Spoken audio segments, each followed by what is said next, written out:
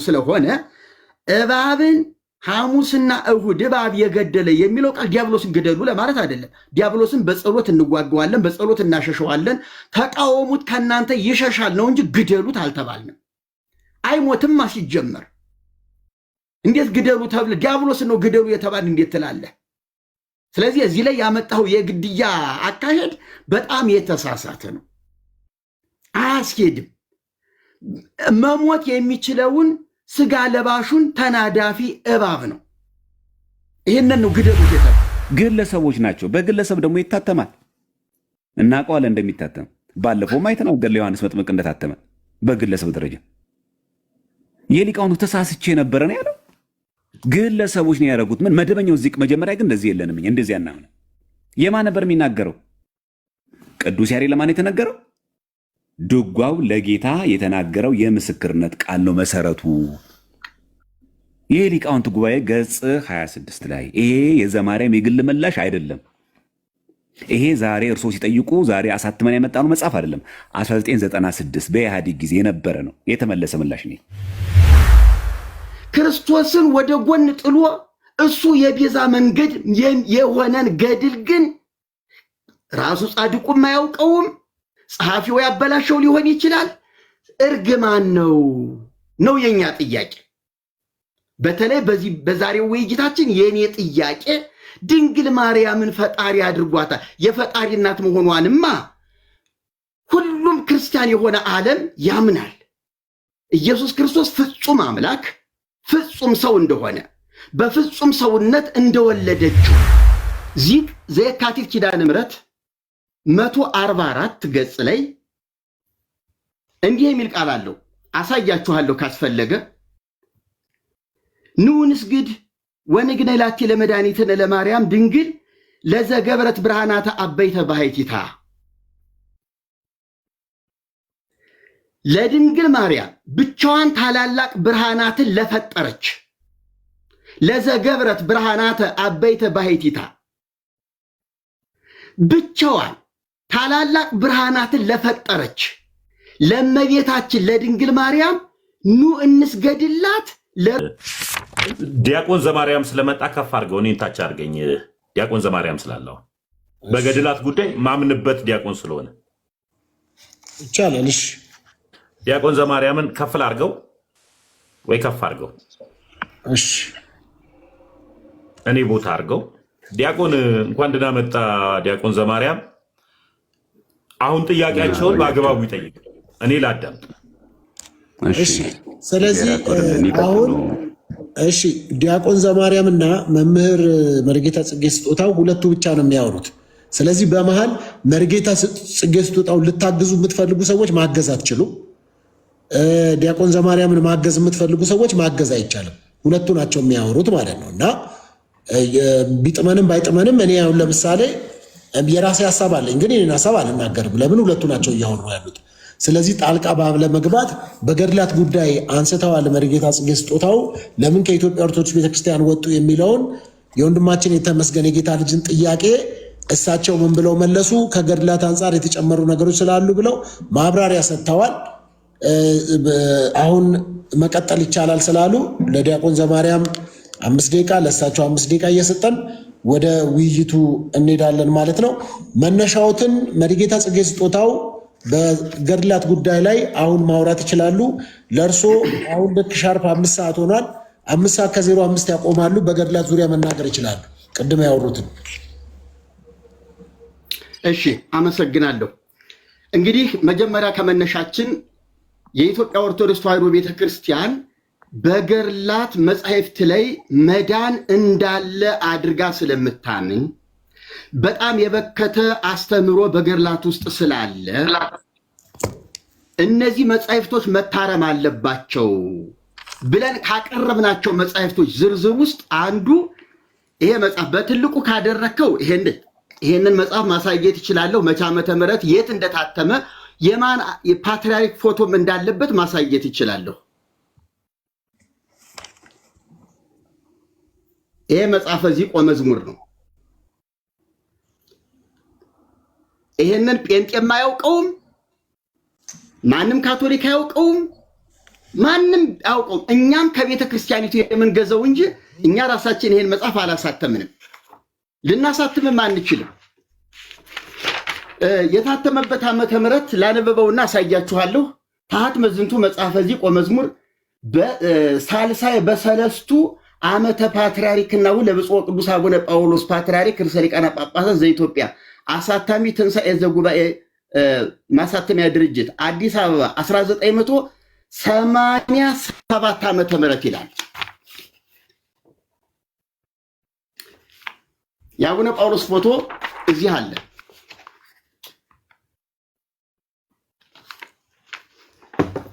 ይሄ መጽሐፍ እንዳልኳችሁ ሰንበት ተማሪዎችን አይመጥንም። ኢቭን ቀሳውስትና ዲያቆናቱን እንኳን አይመጥንም። የመርጌቶች መጽሐፍ ነው። መርጌቶች በክብረ በዓል በንግስ በዓል የሚያዝየሙት ብቸኛ መጽሐፍ ነው።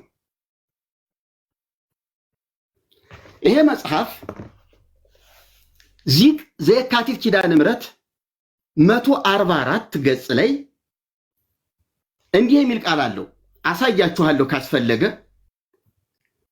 ኑ ንስግድ ወንግነ ላቲ ለመድኃኒትነ ለማርያም ድንግል ለዘገብረት ብርሃናተ አበይተ ባሕቲታ። ለድንግል ማርያም ብቻዋን ታላላቅ ብርሃናትን ለፈጠረች ለዘገብረት ብርሃናተ አበይተ ባሕቲታ፣ ብቻዋን ታላላቅ ብርሃናትን ለፈጠረች ለእመቤታችን ለድንግል ማርያም ኑ እንስገድላት ለእርሷም እንገዛ ይላል።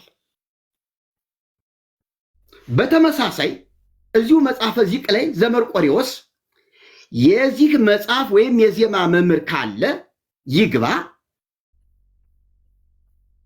አይክድም። የለም ካለኝ እኔ ሶፊ መድረክ ቅጠርና አዲስ አበባ የሆነ ቦታ ላይ እኔም ይሄን መጽሐፍ ይዤ ቀርባለሁ። የለም የሚለውን መጽሐፍ ደግሞ ያቅርቡና በሊቃውንት መካከል መነጋገር እንችላለን። እርግጠኛ ነኝ ቅዱስ መርቆሬዎስ ላይ ኑ ንዜኑ ዘመርቆሬዎስ ሂሩተ ትሕትና ወየዋሃተ ዘሰቀሎ ለሰማይ ከመቀመር ዘአሰርገዋ ለምድር በስነ ጽጌያት ተሰቅለ ዲበ ዕፅ በእንቲአነ። ኑ የመርቆሬዎስን ቸርነቱንና ምሕረቱን እንናገር። ሰማይን እንደ ዋልታ የሰቀለ ምድርን በአበቦች ያስጌጠ ለሰው ልጆች ቤዛ ሊሆን የተሰቀለ መርቆሬዎስ ይላል ይሄ መጽሐፍ።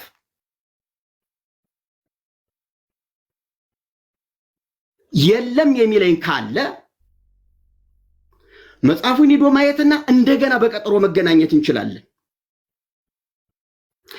እኔ ይሄንን እንደ ናሙና እንደ ማስረጃ አቀረብኩኝ። በእያንዳንዱ ገድል ብጠቅስ ሁልቆ መሳፍርት የሌለው የቤተ ክርስቲያኒቱ ውድቀት የሆነ የሞት መንገድን የተሸከመ አለ። እኔ ገድል የሚባል አልቃወምም። ሲጀመር ጤናማ ገድልማ ሊኖር ግድ ነው። በመጽሐፍ ቅዱስ እኮ ገድል የሆኑ መጻሕፍቶች አሉ። የቅዱሳን አባቶችን ታሪክ የመዘገቡ ታሪክ መጻሕፍቶች እኮ አሉ። የቅዱሳት ሴቶችን የመዘገቡ እኮ መጻሕፍት በብሉይ ኪዳን አሉ። በአዲስ ኪዳንም እኮ አሉ እኮ ገድል ተብለው ሊመደሙ የሚችሉ። ነገር ግን ገድል ሲባል የክርስቶስን ቤዛነት በመጣስ ጸረ ክርስቶስ በመሆን ክርስቶስን ወደ ጎን ጥሎ እሱ የቤዛ መንገድ የሆነን ገድል ግን ራሱ ጻድቁም አያውቀውም፣ ጸሐፊው ያበላሸው ሊሆን ይችላል። እርግማን ነው የኛ ጥያቄ። በተለይ በዛሬው ውይይታችን የኔ ጥያቄ ድንግል ማርያምን ፈጣሪ አድርጓታል። የፈጣሪ እናት መሆኗንማ ሁሉም ክርስቲያን የሆነ ዓለም ያምናል። ኢየሱስ ክርስቶስ ፍጹም አምላክ ፍጹም ሰው እንደሆነ በፍጹም ሰውነት እንደወለደችው ከአብ ያለ እናት ቅድመ ዓለም ድህረ ዓለም ደግሞ ከመቤታችን ያለ አባት መወለዱን ማንም ያምናል። ክርስቲያን ነኝ የሚል የመጀመሪያው የክርስትና ትምህርቱ ይሄ ነው። ነገር ግን እመብርሃንን የጌታችንን የአምላካችንን እናት ፈጣሪዋን ወለደች በማለት ፋንታ እሷ ራሷ ፈጣሪ ናት፣ ሰማይና ምድርን ፈጥራለች፣ ታላላቅ ብርሃናትን ብቻዋን ፈጥራለች ብሎ ማለት ግን እርግማን ነው፣ ኑፋቄ ነው፣ ጣዖታዊ ልምምድ ነው። ድንግል ማርያምን ማክበር በዚህ መንገድ አይደለም። ብፁዕ ቅዱስ አቡነ ማትያስ ባለፈው ዝክረ ኒቅያ ስብሰባ ላይ እኮ አዋልድ መጻሕፍቶቻችን ላይ ችግር አለ፣ በሊቃውንት ጉባኤ ሳይታረሙ ማለት የለባቸውም ብለው ሰዓት ጨርሰዋል። ይቅርታ ዘማርያም መቀጠል ችላለ። ከ6 ሆኗል። ሰዓት የምታሳዩኝ ሰዎች እኔ ስለማይ ነው። ልክ ከ11 ሲጀምሩ እኔ ሰከንዶቹን ስለማያቸው ነው። እኔ ጋር ሰከንድ ስላለኝ ነው። ዘማርያም መቀጠል ይችላሉ። እሺ፣ እግዚአብሔር ያክብርልኝ። የኔንም በትልቁ ታደርግልኝ ደስ ይለኛል። አሁን እሳቸው ከገለጹት ነገር ላይ ያነሳው ጊዜ ከምገድል መጽሐፍ ቅዱስ ማስረጃው እናቅርብ። መጀመሪያ መጽሐፈ ዚቅ ወበዝን የሚለው ለዘገብረት ብርሃናተ ባህቲታ የሚለው ለዘገብረት ማለት ሲጀመር የፈጠረች ማለት ነው። ሲጀመር ቤተክርስቲያናችን የኢየሱስ ክርስቶስን ፈጣሪ ትላለች እንጂ ድንግል ማርያምን ፈጣሪ አትልም ብላም አታውቅ። ይሄን መስታወቁ ዘመስቀል ላይ በግልጽ ቤተክርስቲያን ቃል በቃል ለእሉ ክሌቱ ፍጡራን በማለት እመቤታችንን ፍጡር መስቀልንም ፍጡር በማለት ትታወቃለች። የተጠቀሙትን ጸያፍ ቃል እዚህ ጋር መጠቀም አልፈልግም። የበከተ ምናምን አንደኛ እንደ እድሜያችን መናገር አለብን። ጸያፍ ቃል ከአፋችን መውጣት የለብን። ማስረጃና ማስረጃ ብቻ ማቅረብ ነው። ለዘገብረት ማለት ገብረ ለሴት ሲሆን ደግሞ ገብረት ሲባል ፈጠረች ማለት ነው። ማሳያዎችን እናቅርብ ከመጽሐፍ ቅዱስ ማለት ነው። ያው ከመጣሽ ማርያም ታምጣሽ ብለን ማለት ነው። ለምሳሌ በመጽሐፍ ቅዱስ ላይ ገብረ የሚለው ቃል ለእግዚአብሔር በመፍጠር አንቀጽ ይነገራል። ለምሳሌ ራእይ ዮሐንስ ምዕራፍ 14 ቁጥር 7 ላይ እንመልከት። እንደዚህ የሚል ቃል ማለት ነው። በታላቅ ድምፅም የፍርዱም ሰዓት ደርሷልና እግዚአብሔርን ፍሩ ክብርም ስጡት ካለ በኋላ ሰማይና ምድርን ባህርንም የውሃንም ምንጮች ለሰራው ስገዱለት። አሁን ለሰራው የሚለው ቃል በግዙም እንደሚለው እዚህ ጋር ብንቀይረው በግዙ ኑሪ ነገር ለዘገብረ ይላል። ለእግዚአብሔር ሲሆን ለሰራው ማለት ለፈጠረው ማለት ነው። ምንም ጥያቄ የለውም። እዚህ ጋር ሰማይና ምድር ለፈጠረው ለዘገብረ ይላል። ለዘገብረ ማለት ግን በሙሉ ግን በቃ እንደው የፈጠረች ማለት ነው አይደለም። ለምሳሌ በኦሪት ዘፍጥረት ምዕራፍ 27 ቁጥር 17 እንመልከት። 27 17 እንዲህ ይላል፣ ርብቃም የሰራችው ምግብ የሰራችውን ጣፋጭ መብልና እንጀራውን ለልጇ ለያዕቆብ በእጁ ሰጠችው ይላል። የሰራችውን የሚለው በግዕዙ ምንድን ነው የሚለው? ተመልከቱ ጋር ዘገብረት ውስተ እዴሁ ለያዕቆብ ወልዳ ነው የሚለው። ዘገብረት ስለሚል ምግቡን ፈጠረችው እያለ ነው። ዘገብረት የሚለው ቃል ባገኘን ቁጥር መፍጠርን ብቻ የሚገልጽ አገባብ ነው አይደለም። በቀዳሜ ገብረ እግዚአብሔር ሰማይ ወምድረ ስንል በመጀመሪያ እግዚአብሔር ሰማይና ምድር ፈጠረ እንላለን። እዚህ ጋር ግን አይ ዘገብረት በግዕዝ ባገኘን ቁጥር ግን መፍጠርን ነው ብቻ የሚገልጸው እንዴት እንላለን? ምክንያቱም ኦሪት ዘፍጥረት ምዕራፍ 27 ቁጥር 17 ላይ የሰራችውን ምግብ ምን ብሎ ገልጾት እናገኛለን? የሰራችውን ነው የሚለው። ግን በግዕዙ ምን ብሎ ይነግረናል? ይሄኛው እዚሁ ቃል ዘገብረት ነው የሚለው። ታላላቅ እንደውም እንዳያስቷችሁ ተጠንቀቁ የሚለው የሊቃውንት ጉባኤ እኚሁ የተሐድሶ መናፍቃን ያወጡን ጥያቄ የሊቃውንት ጉባኤ ሲመት ምን ብሎ የመለሰው መጽሐፈ ዚቅ ላይ ያለው ለዘገብረት የሚለው ተአምራተ ባህቲታ ነው የሚለው። ብርሃናተ የሚለው ተአምራተ ባህቲታ ብሎ በዋናው በድጓው እንዲታረም የሊቃውንት ጉባኤ ያዘዋል። ስለዚህ ዘገብረት ማለት የፈጠረች ድንግል ማርያም ፈጠረች የሚል ትምህርት የለንም ሲጀምር። ገቢረ ተአምራት ታደርጋለች። አዎ ታደርጋለች። በማን? በእግዚአብሔር ኃይል። ምን ጥያቄ ያለው? ስለዚህ ለዘገብረት አሁን እዚህ ጋር ዘገብረት ስለሚል አሁን የያዕቆብ እናት ርብቃ ፈጠረች ማለት ነው። አንደኛ ሌላ አንድ ማስረጃ ልጨምር። ገብረት የሚለው ቃል ለሴት በሚነገርበት ጊዜ መፍጠርን ብቻ ሙሉ ለሚናገር ሰው ማለት ነው። መጽሐፍ አስቴር ከመጽሐፍ ቅዱስ የምንወስዱ ከየትም አንወስድም እኛ። መነሻችን መጽሐፍ ቅዱስ፣ መዳረሻችን መጽሐፍ ቅዱስ ስለሆነ ማለት ነው። መጽሐፍ አስቴር ምዕራፍ 6 ቁጥር 14 ላይ እንደሚል ቃል እናገኛለን። 6:14 ላይ እነርሱም ሲናገሩ ሳሉ እነሆ የንጉሡ ጃንደረቦች መጡ፣ አስቴርም ወዳዘጋጀችው ግብዣ ይላል ይመጣ ዘንድ ሐማን አስቸኮሉት ይላል። አስቴር ያዘጋጀችው ምን ይላል እዚህ ጋር ተመልከቱ። ዘገብረት አስቴር ይላል። አስቴር የፈጠረች ነው እያለ ነው። ምክንያቱም መጽሐፍ እዚህ የጻፈ እኮ በግዕዝ ነው። ዘገብረት የሚለው ቃል ለሴት አንቀጽ ነው የሚነገረው አይደል? እመቤታችን ሴት ስለሆነች በተጾታ የፈጠረች ማለት ነው። ይህ እኮ መጽሐፍ ቅዱስ ነው። ለዚህ ነው ኦርቶዶክስ ተዋሕዶ ቤተክርስቲያን መጀመሪያ መጽሐፍ ቅዱስ ላይ እንግባባ። መጀመሪያ መጽሐፍ ቅዱስ ላይ ራሱ ከተሐድሶ መናፍቃን ጋር ልዩነት አለን። ውሸት ነው የምትናገሩት ኦርቶዶክስ ተዋሕዶ ቤተክርስቲያን ላይ ያላለችውን ነው። ግዕዝ እናውቃለን፣ መርጌታ ነበርኩኝ፣ ቅኔ ተምሬያለሁ በማለት ሰው አያነብም በማለት መጽሐፈ ዚቅ የፈጠረች አይልም ቃሉ። በግዕዝ ያለውን እኮ ነው ለዘገብረት ይላል። መንክራተ ባህቲታ ተብሎ በድጓው እንዲታረቅ ራሳቸው የሊቃውንት ጉባኤ ጽፈው አስተካክለውታል። ምንም እኛ አይደንቅም። ስለዚህ ለዘገብረት የሚለው ቃል መፍጠርን ብቻ የሚገልጽ ቃል አይደለም፣ መስራትን ማበጀትን ነው። ስለዚህ ገቢረ ተአምራት ማድረግ ድንቅ ተአምርን መስራት ይደረጋል። ላው መንክራተ ብርሃናት የሚለው ዘማርያም ሞልቷል። ሰዓት ጨርሳል። ዘማርያም ቴንክ ዩ። እሺ መርጌታ ይቀጥሉ። ሚዩት አድርገዋል። እርሶ ሚዩቶትን ያሱ። ኮፒ ሊንክ ሼር አድርጉት፣ ታብታብ አድርጉት። ከታች ያላችሁ ሰዎች አመሰግናለሁ። በጣም ብዙ ሰዎች ጋር እንዲደርስ እርሶ መቀጠል ይችላሉ። ዲያቆን ወንድማችን ዲያቆን ዘማርያም ዘገብረ የሚለውን ግስ በአንድ ግስ ብቻ ወይም ደግሞ ፈጠረ በሚለው ብቻ ሊተረጎም እንደማይገባ እንደማይችልም በተለያየ ማስረጃ አቅርቦልናል። ከምግብ ጋር በተያያዘ ሁኔታ ከልዩ ልዩ ገብረ በልዩ ልዩ መንገድ ለሰው ሲሆን፣ ለፍጡር ሲሆን፣ ለሌላ ስራ ሲሆን እውነት ነው እንደዛ ይተረጎማል። ነገር ግን ዘማርያም በሄደበት መንገድ የማያስሄደን እጅግ አደገኛው ማሰሪያ ቃል አለ። ዘገብረት ኑ ንስግላቴ ለማርያም ድንግል እግዝእትነ ወመድኃኒትነ ለዘገብረት ብርሃናተ አበይተ ባሕቲታ።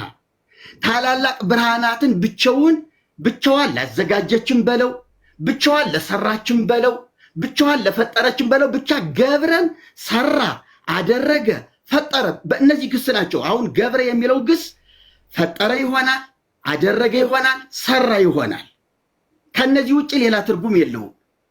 ስለዚህ ብቻዋን ታላላቅ ብርሃናትን ላደረገችን ብንለው፣ ብቻዋን ታላላቅ ብርሃናትን ለፈጠረችን ብንለው፣ ለሰራችን ብንለው ታላላቅ ብርሃናትን ብቻዋን ስለሚል ግን ፈጠረ ከሚለው ጋር የተያዘ ነው። ምክንያቱም በቀዳሚ ገብረ እግዚአብሔር ሰማየ ወምድረ፣ እግዚአብሔር በመጀመሪያ ሰማይና ምድርን ፈጠረ፣ ገብረ ብሎ ፈጠረ።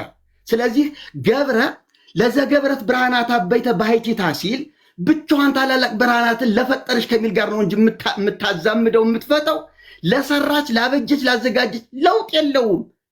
ምግብ ቢሆን ልክ ነህ፣ የሆነ ስራ ቢሆን ልክ ነህ፣ ከተፈጠረ ነገር ላይ የሆነ ነገር ማድረግ ሲቻል።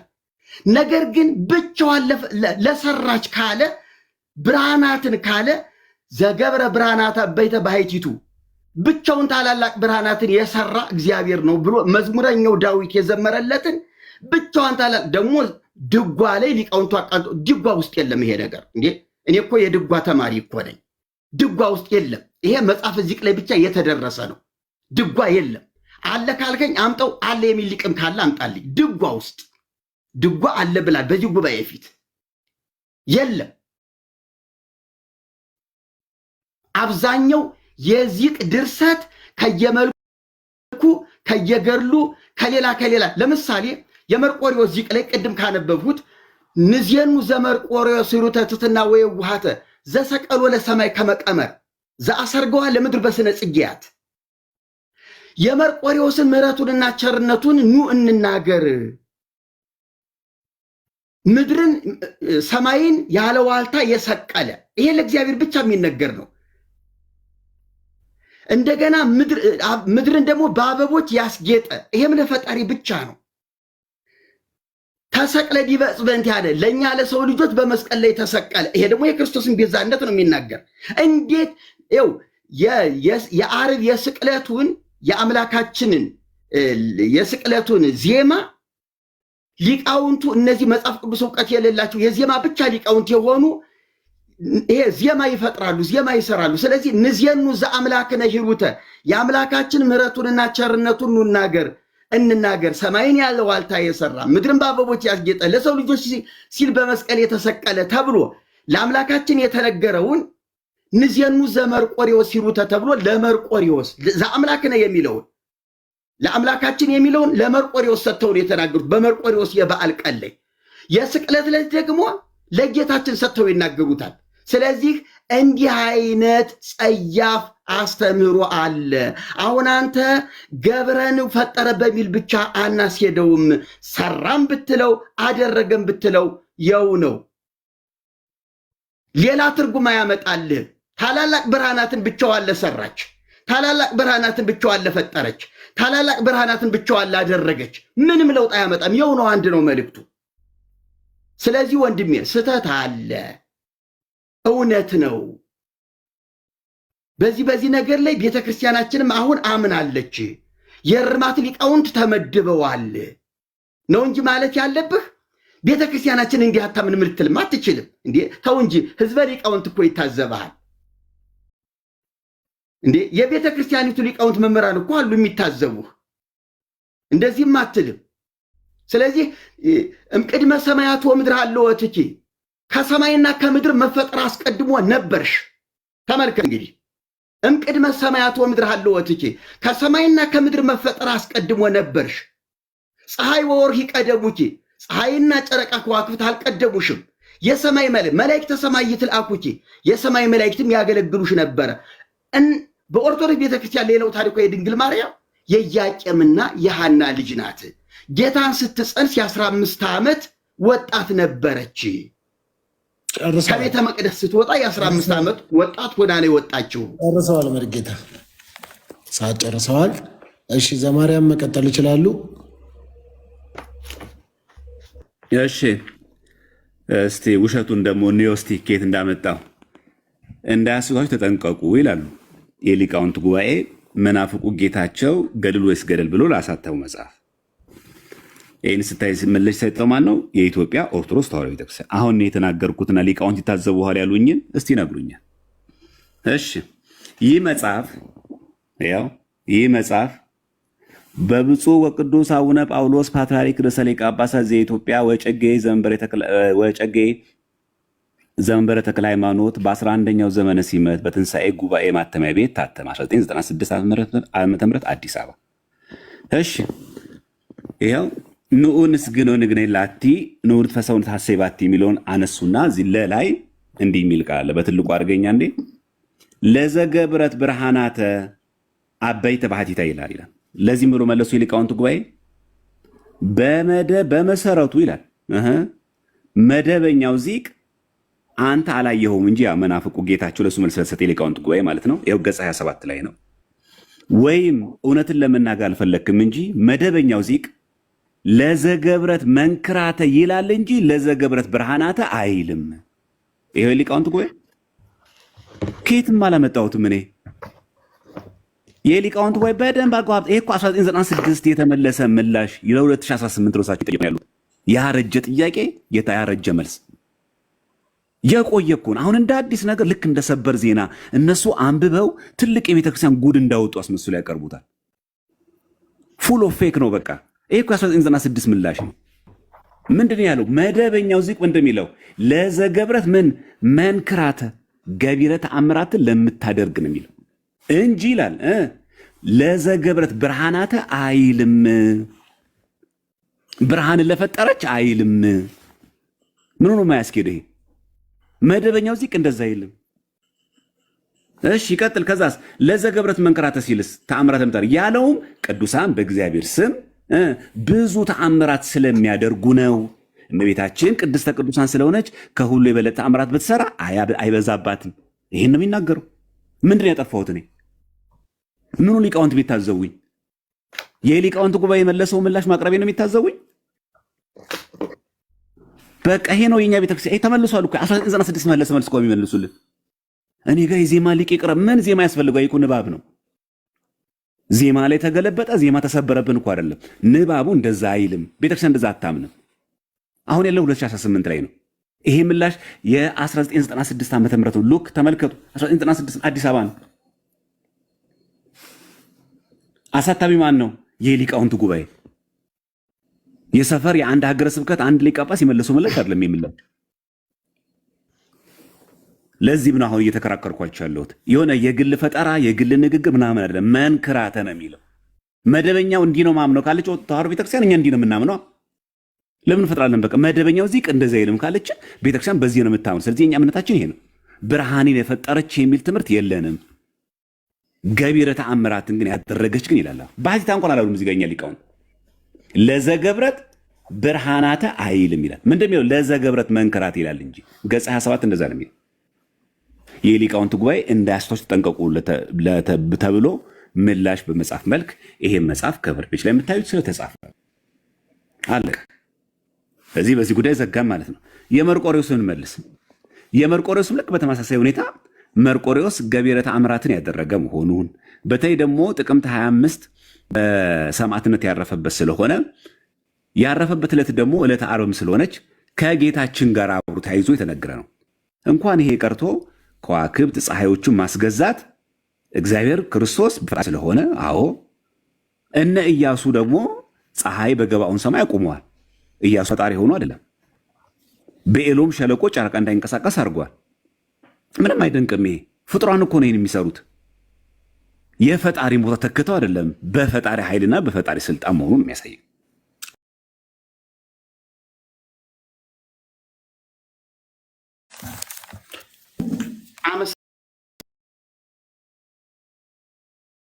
አመሰግናለሁ። መደበኛ ዚቅና ኢ መደበኛ የሚባል ዚቅ ስለሌለ እሱንን ሐሳብ አልቀበለውም። አንደኛ ቤተክርስቲያን አሁን እኔ ቅድም ያሳየኋቸው ይሄ መጽሐፈ ዚቅ 1987 ዓመተ ምህረት እሱ መጽሐፍ ከመጽሐፉ በፊት የነበረና አገልግሎት እየሰጠ አሁንም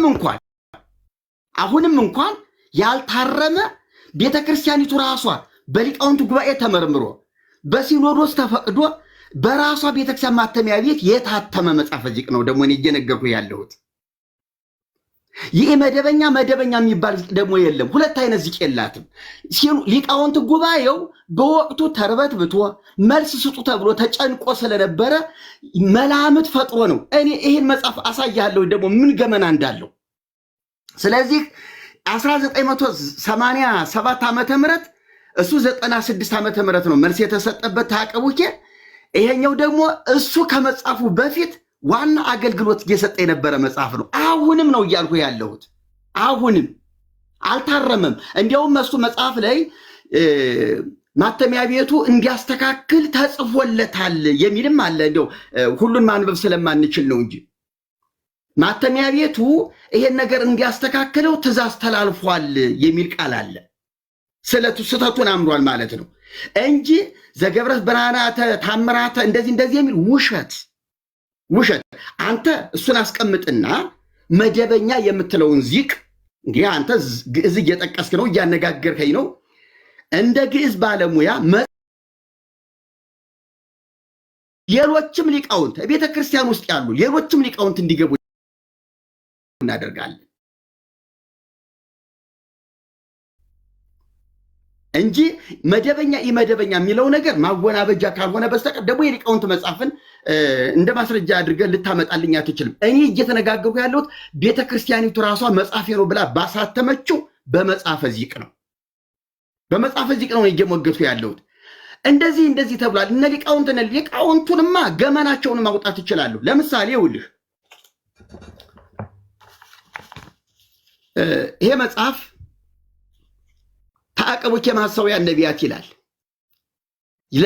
ለገድል ወይስ ገደል መልስ ከሰጡ በኋላ ከመስጠታቸው በፊት ይሄ መጽሐፍ የተጻፈ መጽሐፍ በ1986 ዓመተ ምህረት የተጻፈ መጽሐፍ ነው። ሊቃውንት ጉባኤው ምን ይላል?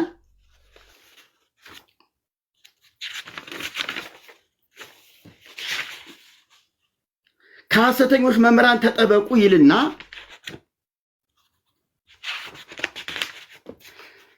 ከኢትዮጵያ ኦርቶዶክስ ተዋሕዶ ቤተክርስቲያን መንበረ ፓትርያርክ ለምዕመናን የተዘጋጀ ትምህርት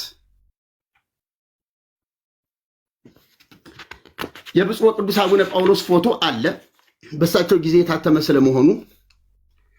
ይሄ ተአቀቡኬ እንግዲህ ገመና እንድሰሙልኝ ነው የምፈልገው። ድንግል ማርያምን ማን እንዳሏት ለመናፍቃን መልስ ለመስጠት ምን ያህል ጥንቃቄ እንደሚያስፈልግ ይሄ ጉባኤ ይፍረድ። እንዲሁ ዝም ብሎ አፍ እንዳመጣ መናገር አይቻልም። ለመናፍቃን መልስ ሲሰጥ በሊቃውንት ጉባኤ ደረጃ፣ በሲኖዶስ ደረጃ እጅግ ጥንቃቄ የሚያስፈልገው ነገር ነው። አንዲትን ትልቅ ተቋም ወክለው የሚናገሩና የሚመሩ ሰዎች ስለሆኑ ምን ይላል? ድንግል ማርያም ጥንተ አብሶ አለባት የለባትም ስለሚለው ነገር ምን ብለዋል? ድንግል ማርያም ስለዚህ ከአንቺ የሚወለደው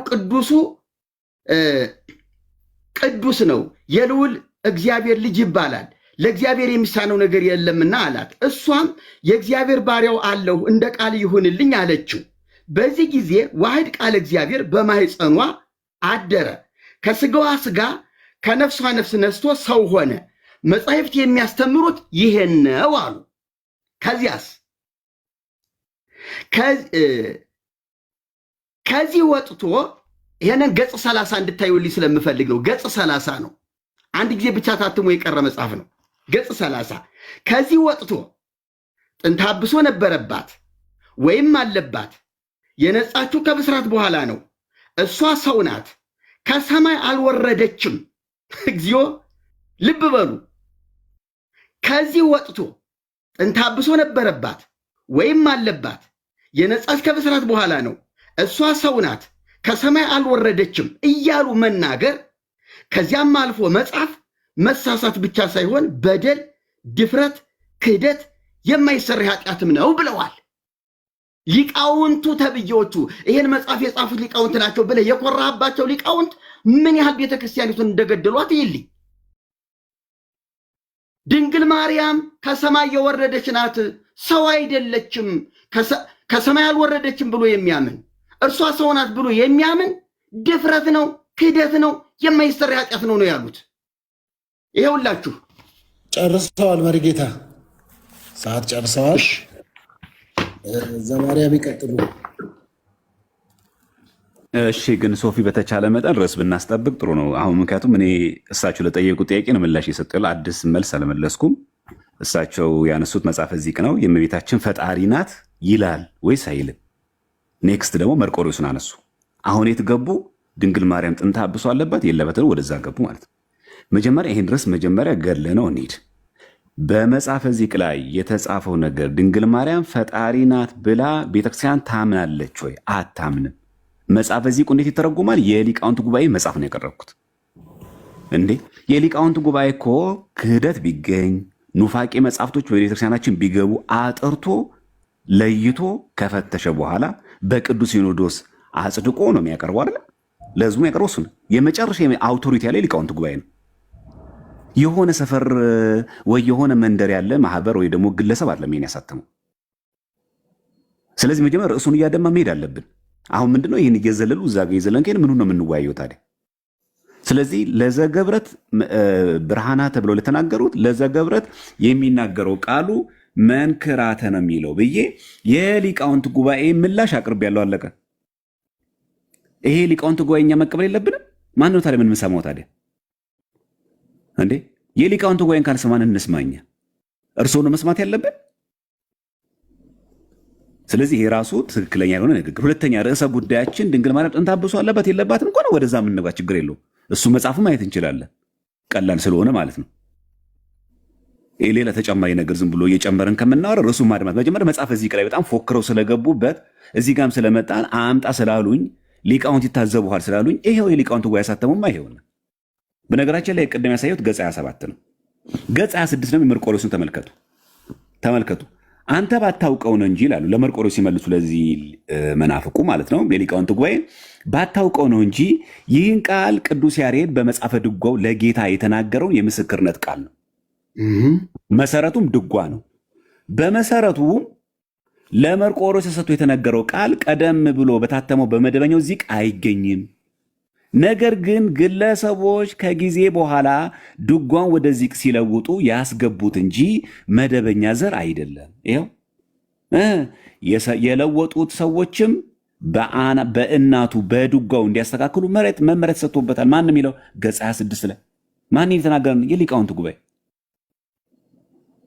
ምን አዲስ ነገር አሁን ጽጌ ስጦታው እየጠየቀን ያለው? ምንም። የመርቆሬዎስ የ1996 ምላሽ የተመለሰ እኮ ነው። ልክ አሁን እሳቸው አንብበውት ልክ አዲስ ግኝት አግኝተውት ልክ የቤተክርስቲያን ጉዷ ምናምን እንደወጣ አስመስሎ፣ በፍጹም አይደለም። የለም እንደዛ የሚለን እኛ። እኔ እኮ ገጽ በገጽ ነው እያሳዩ ያለሁት። ገጽ 26 ላይ የሊቃውንት ጉባኤ ለእነዚህ ምንፍቅና ላይ ተሰማርተው ላሉና የሐሰት ክስ ቤተክርስቲያንን ለሚሰድቡ ሰዎች ምላሽ የሰጠበት ነው። ስለዚህ የሆነ ሊቃውንት ጉባኤ ስንል አንድ ሊቅ እየጠራን አይደለም፣ አንድ መምህር እየጠራን አይደለም ያለ ነው። አንድ መታወቅ ያለበት የመሰረታዊ ጉዳይ ነው። ሁለተኛ ነገር ምናልባት እርስዎ እንዲመልሱልኝ አሁን የምፈልገው ነገር፣ ምክንያቱም እስካሁን ድረስ የመለስኩሎት ያሉት እኔ ነኝ።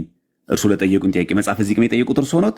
እመቤታችን ቅድስት ድንግል ማርያም እና ይኸው የመርቆሬዎስም በተመለከተ ማለት ነው። ይሄው ቁጭ አድርገዋል። ምንም አልደበቀችም ቤተክርስቲያን። ያውም የእሱን የምንፍቅናውን ከላይ ምላሹን እዚህ ጋር ይሄ መጽሐፈ ዚቅ ከላይ እዚህ ጋር ከነ ምላሹ ቁጭ ብሏል። አለቀኛ። ምንም ደኛ ድንግርግር አይለንም እኛ ያለቀለ ስለሆነ ቤተ ክርስቲያን በአስተምሮዋ ክርስቶስን እንጂ ድንግል ማርያምን ፈጣሪ ናት ብላ የምታስተምረው የቱ ጋ ነው? በትምህርት ደረጃ ይሄ መጽሐፈ ዚቅ አቀረብኩሎት። ድንግል ማርያምን እግዚአብሔር ናት ፈጣሪ ናት ብላ የምታምንበትን አንድ ማስረጃ ያሳዩኛል።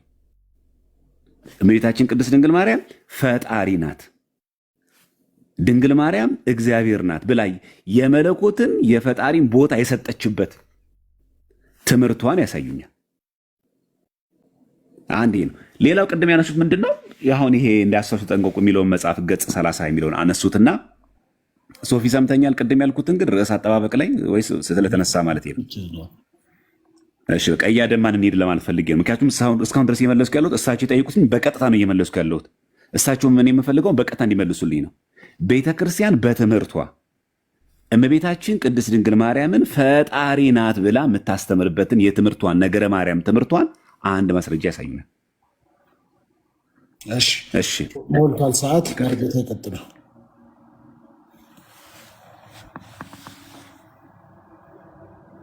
ሚዩት አንሱ መርጌታ ሚዩቶ ተናንሱት። ሚዩት ኖት። የቤተ ክርስቲያን ትምህርት ነው።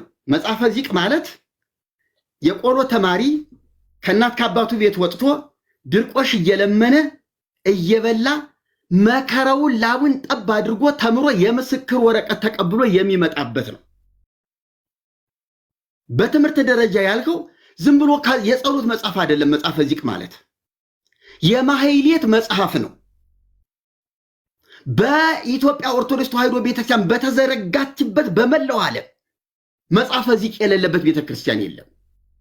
እጅግ አስፈላጊ ስለሆነ ማህሌታይ ስለሆነ፣ ስለዚህ ከትምህርት ውጪ ዝም ብሎ ተስፋ ገብረ ሥላሴ ያሳተመው ወይም ደግሞ እንትና ያሳተመው የተባለ መጽሐፍ አይደለም። ቤተክርስቲያኒቱ በግሏ በራሷ የዜማ መጽሐፌ ነው ብላ በራሷ ማተሚያ ቤት ያሳተመችው መጽሐፍ ነው። ይሄንን የቤተ ክርስቲያኒቱ አስተምሮ አይደለም ካልከኝ መጽሐፉን እየፈራኸው ስለሆነ ምንም ልረዳህ አልችልም። ቤተ ክርስቲያኒቱ ይኸውልህ አንተ የሊቃውንት ጉባኤው በመደበኛው በድጓው ለእግዚአብሔር የነበረውን ለጌታችን የነበረውን ለመርቆሬዎስ ይህ አይደል እንደኛ ጥያቄ ተበክሏል። ቤተ ክርስቲያኒቱ ብክለት ገብቶባታል፣ ውድቀት ገብቶባታል፣ የፈጣሪ ለፍጡር ሆኖባታል። ይህ እኮ ነው የኛ ጥያቄ። አሁን እኮ ሊቃውንት ጉባኤ ተብየው እኮ ሶፊ ጥያቄ ስላቀረብኩኝ መልሴን እየተመለሰልኝ አይደለም። እንደዛ እየመለስኩልህ ነው። አሁን ለምሳሌ ቆይ እየመለስኩልህ ነው። ለእሱ አይደለም ለእርሱ ለማናገር ጊዜን ልጠቀም፣ ጊዜን አታባክንብኝ። ፖዝ አድርግላቸው። ሰዓታቸውን ችግር የለም። ግን ምን መሰለህ አካሄድ አሁን አንተ ምንድን ነው ዘማርያም አልተመለሰልኝም እያልክ ያለኸው? ያልተመለሰልኝ ምን መሰለህ፣ አሁን ለምሳሌ እሳቸው መጽሐፈ ዚቅን አንስተዋል የጠቀሱልኝ ያነሱልኝ እሱ ነው አይደለም። ይሄን ቤተክርስቲያን እንዴት ስላለች ከዛ ምን አልኩኝ፣ የሊቃውንት ጉባኤ በቀጥታ ጥያቄውን በተመለከተ የመለሱትን ሁለቱንም የመርቆሬዎስንም ቤታችንም አሳይቻለሁ። ልክ እኔም እንደዚህ እርሳቸው የጠይቁኝም በመጽሐፍ እንዳሳየው እሳቸውን በመጽሐፍ ይሄን በዚህ ምላሽ እንደዚህ ከተመለሰ እሳቸው መጽሐፍ ቤተክርስቲያን በትምህርቷ ክርስቶስን ሳይሆን ድንግል ማርያምን ፈጣሪ ናት ብላ የምታስተምርበትን አንድ ማስረጃ ከመጽሐፉ ገልጦ ያሳዩኝ ነው እያልኩ በቀጥታ መጽሐፍ ገልጦ ያሳዩኝ። እኔ ማብራሪያቸውን አልፈልግም። ልክ እንደኔ ቪዲዮን ያዞሩትና ከመጽሐፍ ጠቅሰው ያሳዩኝ። ስለዚህ ከዚሁ አንተ የፈለግከው አሁን ከመጽሐፈ ዚቅ ላይ ቤተክርስቲያኗ ድንግል ማርያም ፈጣሪ ናት ብላ ያስተማረችበትን ወይም ማስረጃዎቿን ከምታስተምርባቸው መጽሐፍቶቹ ከአንዱ ከፍተው ያሳዩኝ ነው። ከየትኛውም መጽሐፍ ከመጽሐፈ ዚቅ ብቻ ነው፣ ከየትኛውም ቤተክርስቲያን መጽሐፍ ብቻ ግን ቤተክርስቲያን የትኛውም መጽሐፍ ኮራ ብለው ፈታ ብለው ቪዲዮን ወደ ያዙሩትና ገልጠው ይሄው ፈጣሪ ናት ብላችሁ የምትሰብኩበት ትምህርታችሁ ይሄ ነው በሉኝ። በጣም ጥሩ። ስለዚህ እንደዚህ እናደርግ። መሪጌታ ጽጌ ስጦታው አሁን እሱ ጥያቄዎት እርስዎ ያነሱት መከራከሪያ የኢትዮጵያ ኦርቶዶክስ ቤተክርስቲያን ቅድስት ድንግል ማርያምን ፈጣሪ ናት ብለው ነው የሚያምኑት ብለዋል። ያነሱት በሐሰት ነው እየከሰሱን ያሉት። እውነት ነው ብለው የሚናገሩ ከሆነ ከየትኛውም የቤተ ክርስቲያኗ መጽሐፍት መካከል ጠቅሰው ቦታውን ከፍተው ያሳዩንና ይሞግቱን እያሉ ነው። እርስዎ መቀጠል ይችላሉ። ሰዓት እንደገና ነው የሚይዝሎት። እሺ፣ ከቤተ ክርስቲያኒቱ ትምህርት አሁን አልተመለሰልኝም ብሎ ጣልቃ ገብቶ እንዲያቆመኝ እንዲበጠብጠኝ አልፈልግም። ምንም ልበል ምንም የኔ ጊዜ ነው፣ የኔ ድርሻ ነው። ካልተግባባን አልተግባባንም ብለን እናልፈዋለን። አልተመለሰልኝም ብሎ ይለፈው። እኔ መልስ ያልኩትን ግን አቀርባለሁ። በቤተ ክርስቲያኒቱ አስተምህሮ ድንግል ማርያም ፈጣሪ ናት ይላል። አይ ዘገበረት የሚለው ሌላ ይተረጎማል። ለምን ለሰራም ይሆናል፣ ላደረገም ይሆናል፣ ለፈጠረም ይሆናል። ለእግዚአብሔር ሲሆን ፈጣሪ ተብሎም ሊተረጎም ይችላል ነው የተባለው። እሺ እኔ ደግሞ ድንግል ማርያምን ይኸው መጽሐፈ ዚቅ ፈጣሪ አድርጓታል። አይ ለፍጡር ሲሆን ሰራ ይሆናል። ብቻዋን ታላላቅ ብርሃናትን ለሰራች ካለ እኮ አይ ብርሃናት ታምራተ ነው የሚለው እሱ የሊቃውንት ጉባኤ ፈጠራ ነው አልሁህ።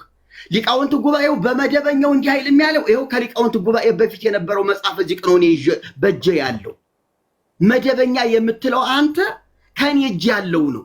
ሊቃውንት ጉባኤ ሌላ መጽሐፍ ዚቅ የለውም እያልሁህ ነው። ድንግል ማርያም ፈጣሪ ናት። በቃ ታላላቅ ብርሃናትን ብቻዋን ለሰራች፣ ታላላቅ ብርሃናትን ብቻዋን ላደረገች፣ ታላላቅ ብርሃናትን ብቻዋን ለፈጠረች ለድንግል ማርያም እንስገድላት፣ ለእርሷም እንገዛ ብሎ ፍጡርን እናምልክ፣ ለእሱ እንስገድ እያለ ነው። ሌላ ምንም ተልኮ የለው። የመርቆሪዎስን ብለህ መልስ የሰጠው ከድጎው ለጌታ የነበረው ለፍጡር ተሰጥቶ ነው። ማን ነው የፈጣሪን ለፍጡር ቆርሶ መስጠት? ከየት መጣ? ይሄ ሙፋጭ አይደል እንዴ? ይሄ ክደት በደል አይደለም እንዴ? ለምንድን ነው ሊቃውንቱ ጉባኤው ይሄ ስህተት ነው ብሎ ያላመነበት?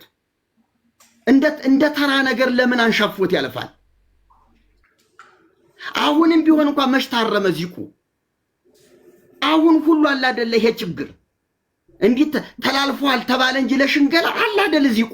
ከፈለክ ነገ እኔ እናንተ 4 ኪሎ እንገናኝና ቅድስት ማርያም ከፈለከው ሱቅ ገብተን ለምን መጽሐፈ ዚቅ ቀና ነው የኢትዮጵያ ኦርቶዶክስ ተዋሕዶ ቤተክርስቲያን ሱቅ አላት አይደል? ለምን እዚያ እናየው? ታረመ የምትለውን ድሮው የለም የምትለው የድሮው የሌለውን ዚቅ እስቲ ያምጣልኝ፣ እንገናኝና እስቲ እንተያይ። እንዴ ለምን ድብብቆሽ ቲክቶክ ላይ ለምን ድብብቆሽ እንጫው? እኔ እኮ ወደ ሜዳ እንውጣ፣ ከቲክቶክ እንውጣና መስክ ላይ እንገናኝ እያልኩ ነው ያለሁት። እኔ እኮ የምፈራም የምሸማቀቅ ሰው አይደለሁም። ችግር የለብኝም። እኔ እውነታው ይሄ ነው። ድንግል ማርያም የኢያቄምና የሐና ልጅ ናት። ጌታ ስትጸንስ የ15 ዓመት ዕድሜ የነበራት ወጣት ናት ተብላ እያለ ዓለም ሳይፈጠር ከሰማይና ከምድር መፈጠር አስቀድሞ አንቺ ነበርሽ ብሎ ልክ በአካል እንደነበረች በሐሳብ ነው እንዳትለኝ መላእክት ሁሉ ያገለግሏት ነበረ ተብሎ ደግሞ መላእክትም ሲያገለግሏት እንደነበረ ተደርጎ በአካል ያለች መሆኗን ነው የሚያሳየው። በህሊና አምላክ ለነበረች መቼም መላእክት አመሰግኗት ልትለኝ አትችልም። ከሰማይና ከምድር መፈጠር አስቀድሞ አንቺ ነበርሽ፣ የሰማይ መላእክት ያገለግሉሽ ነበር ማለት ምን ማለት ነው? የፈጣሪን ቦታ መስጠት አይደለም እንዴ? ስለዚህ ወንድሜ ድንግል ማርያም አዋልድ መጻሕፍት እንደው ዋና እናትና መከራከሪያ ነጥባችን አድርገን ስላነሳናት ነው እንጂ ብዙ ሌላም ነገር አለ። እርሱ አልተጠበቀልኝም ስለምትለኝ ድንግል ማርያም ላይ ብቻ ባለው ብንወያይ በቂ ነው ለኔ። ስለዚህ ድንግል ማርያም እዚህ ላይ ፈጣሪ ናት። ምንም ወዲያ ወዲህ ልትለው አትችልም። እኔ ይኸውልህ አንተና እኔን የሚዳኘን የሚታዘበን ማዕት ህዝብ አለ እዚህ ታች። እንዴ እኔ ልንገርህ፣ እኔ ቤተ ክርስቲያኔ ለማዋረድም ለማሳፈርም የምናገር ሰው አይደለሁም። ለቤተ ክርስቲያኔ ክብር አሁንም ቢሆን ነውራችን ይወገድ፣ ገመናችን ይውጣ፣ ይገልበጥ፣ ይጥፋ፣ በእውነተኛው ኦርቶዶክሳዊነት እንቁም ነው የኔ አቋም እንጂ እኔ ስተትን አድበስብሶ ንጽሕት ናት ቅድስት ናት ምናምን በሚል መፈክር አይደለም እኔ። ስለዚህ ይሄው መጽሐፉ ያኔ ድሮም የተባለው አሁንም ያለው መጽሐፈ ዚቅ ይኸው ነው። ምንም ወደፊት ወደኋላ የሚባል ሊቃውንት ጉባኤው መጽሐፍ ይዘህ ጨርሰዋል። ሰዓት ጨርሰዋል። እሺ ዘማርያም ይቀጥሉ ይችላሉ። እንዳያችሁት ነው እንግዲህ ክርስቲያኖች፣ ምንም ምላሽ የለም። እንደምታዩት ነው፣ ምንም ነገር የለም። በቃ የምታዩት ምንድነው ምላሹ? ደጋግሞ ያንን ነገር ትችት፣ ነቀፌታ፣ እንገናኝ 4 ኪሎ ምናምን እና ቤተ መንግስት አለማለቱትም ጥሩ ነው። እንደውም እኔው እስቲ መልሱን እዚህ ጋር እንየው። ምንድን ያሉት? ቤተ ክርስቲያን ናት ተሳስታ መርቆሬዎስን አምላክ አድርጋ ከዛ ስህተት ነው ብላ የተናገረችው አይደለም። እንደዛም ይችላል። እኔዋ ሚላል እዚህ ጋር በመሰረቱ ነው የሚለው አይደል? ለመርቆሬዎስ ተሰጥቶ የተነገረው ቃል ቀደምስ ብሎ በታተመው በመደበኛ እዚህ ቃል አይገኝም ካለ በኋላ እኔ ጨምሬ ነው ያለችው። ተሳስቼ ነበር ነው ያለችው ቤተክርስቲያን አላለችም እኮ። ነገር ግን ግለሰቦች ከጊዜ በኋላ ድጓን ወደ ዚቅ ሲለውጡ ያስገቡት እንጂ መደበኛ ዘር አይደለም። ግለሰቦች ናቸው። በግለሰብ ደግሞ ይታተማል። እናውቀዋለን እንደሚታተም። ባለፈው አይተናል ገድለ ዮሐንስ መጥምቅ እንደታተመ በግለሰብ ደረጃ። የሊቃውንቱ ተሳስቼ ነበረ ነው ያለው። ግለሰቦች ነው ያደረጉት። ምን መደበኛው ዚቅ መጀመሪያ ግን እንደዚህ የለንም እኛ እንደዚህ አናምን። የማን ነበር የሚናገረው? ቅዱስ ያሬድ ለማን የተነገረው? ድጓው ለጌታ የተናገረው የምስክርነት ቃል ነው መሰረቱ። ይሄ ሊቃውንት ጉባኤ ገጽ 26 ላይ ይሄ የዘማርያም የግል ምላሽ አይደለም። ይሄ ዛሬ እርሶ ሲጠይቁ ዛሬ አሳትመን ያመጣነው መጽሐፍ አይደለም። 1996 በኢህአዴግ ጊዜ የነበረ ነው የተመለሰ ምላሽ ነው። ይሄ መጀመሪያ ማወቅ አለብን። እሺ እዚህ ጋር ደግሞ ማስረጃ ላቅሳችሁ ማቅረብ ሳልቻሉን ይላገር መስተበቁ ዘግዝትነ ማርያም ተመልከቱ። እዚህ ጋር መስተበቁ ዘግዝትነ ማርያም ተመልከቱ። ምን የሚል ቃል አለ? እመቤታችን ላይ ተአምር ያደርጋል እግዚአብሔር አምላክ። ምን ይላል? ከመትረሴን ድልዋነ ለሰሚአ ተአምሪሃ ለማርያም በአእዳዊሃ ዘከሰትከ። ምን አድርገን? በማን? በእሷ እጆች አንተ ተአምራትን ለገለጥክ። ስለዚህ ተአምረ ማርያም ላይ ማለት እመቤታችን ቅድስት ድንግል ማርያም ያለ እግዚአብሔር የሰራችው ተአምር ማለት ሳይሆን እግዚአብሔር እራሱ በእጇ በድንግል ማርያም ተአምር የሰራበት ነው። ልክ እግዚአብሔር አምላክ በጳውሎስ እጅ የሚያስገርም ተአምር ያደርግ ነበር እንደሚል ይሄ ቃል በቃል እንደዛ የሚለው ይሄ መስተበቁ ዘግዝትነ ማርያም ሳለስን ቆምልን ነው። ከዛ ጸልዩ በእንተ ወንጌል ቅዱስ ይላል። ተአምሪሃ ለማርያም የእመቤታችን ተአምር ማን? በአእዳዊሃ ዘከሰትከ። አንተን የገለጥከው በእሷ እጆች የገለጥከው ተአምሩን አንተ ነህ። የተአምሩ ባለቤት አንተ ነህ። ኦርቶዶክስ የምትለውማ ይሄንን ነው። ምንድን ነው የኛ ከዚህ ውጭ የተናገር ነው? ለዘገብረት መንከራተ ማለት ነው። ተአምራትን ብታደርግ እመቤታችን በማን ኃይል፣ በማን ስልጣን፣ በማን ፈቃድ? በእግዚአብሔር ኃይል ነው።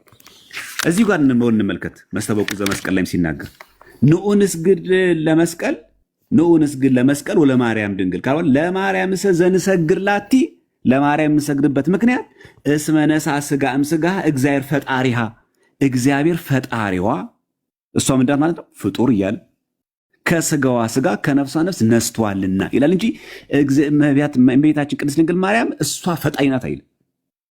የቱ ጋር ነው የሚለው?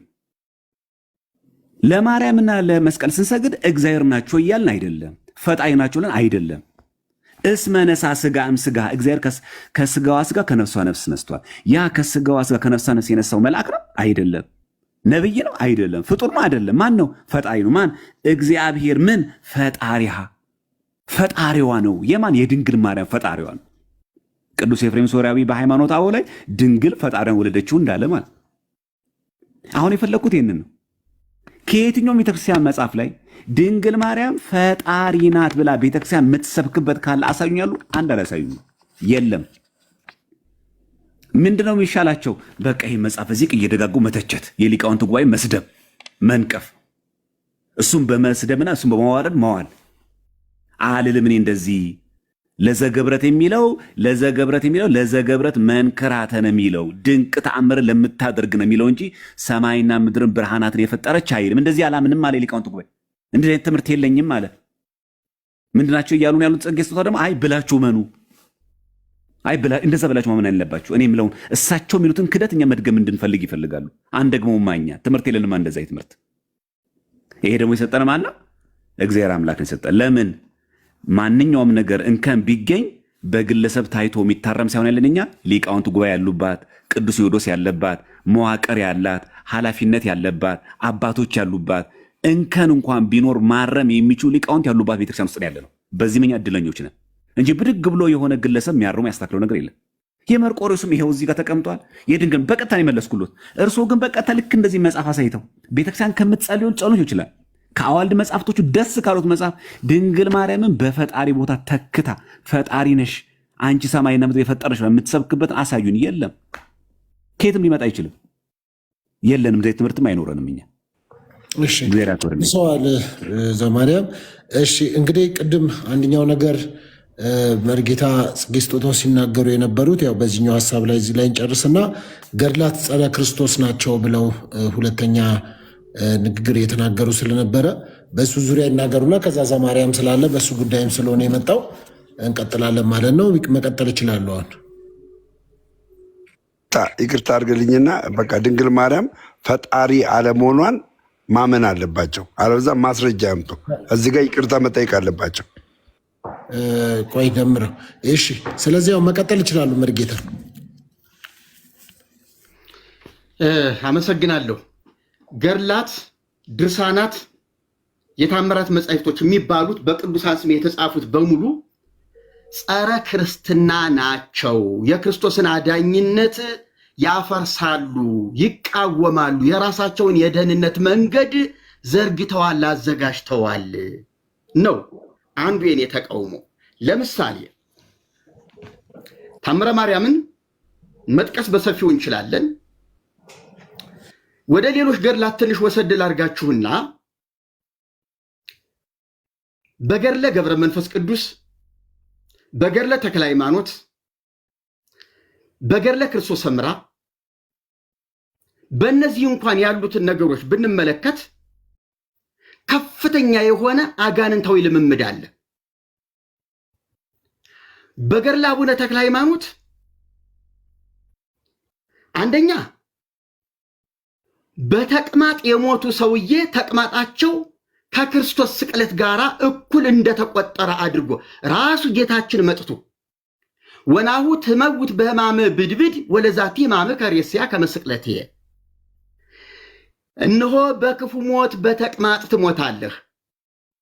ብድብድ የሚለው ቃል በግዕዙ ወረርሽኝ ነው። ስለዚህ ወረርሽኝ የሚለውን ቃል ራሱ የገዳሙ መነኮሳት ባሳተመው ገድለ ተክለ ሃይማኖትም ተቅማጥ ብሎታል።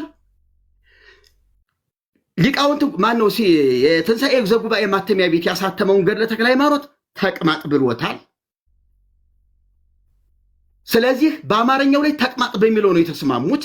እኔም ያንን ሐሳብ ተስማምቻለሁ። ብድብድ ብሎ ቢለውም ቸነፈር ነው፣ ወረርሽኝ ነው።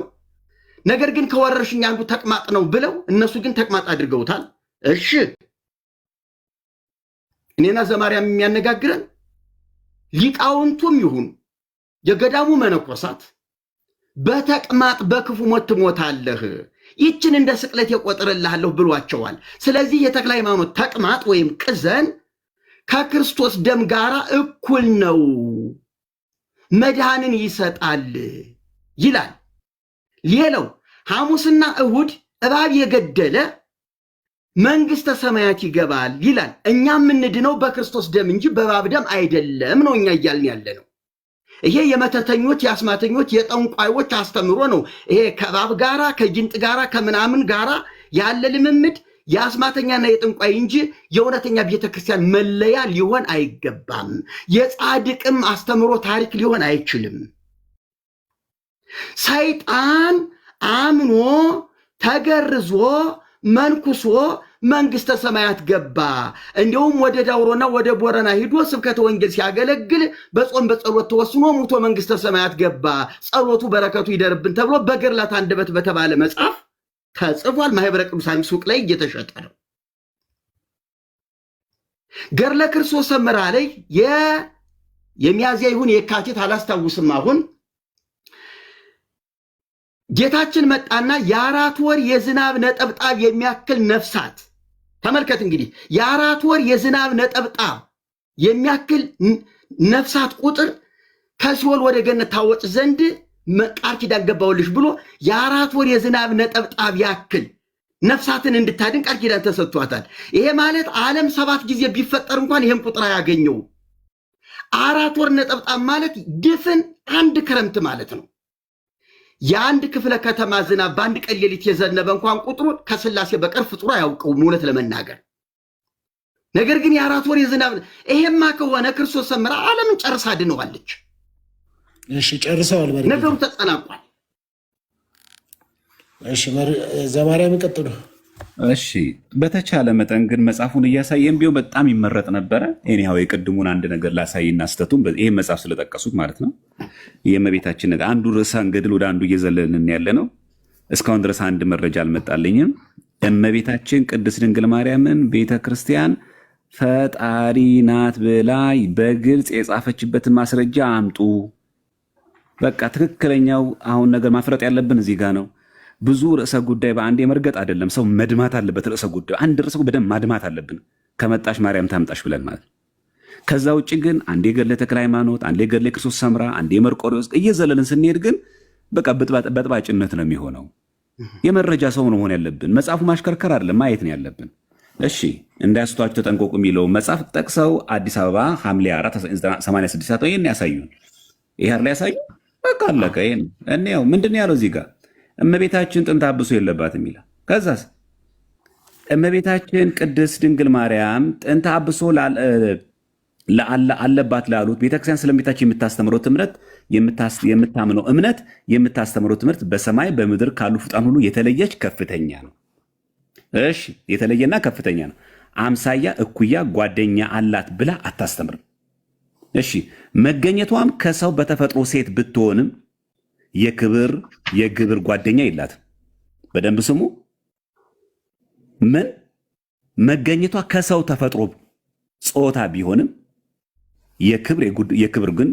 የግብር ጓደኛ የላትም። እንደ ድንግል ማርያም የአምላክ እናት የለች። ልዑል እግዚአብሔር በተፈጥሮ አልቆ በክብር የፈጠራት ናት። ምን ያላት ናት? የፈጠራት ናት። ይህን እኮ ነው የሚናገረው። እንቀጥል።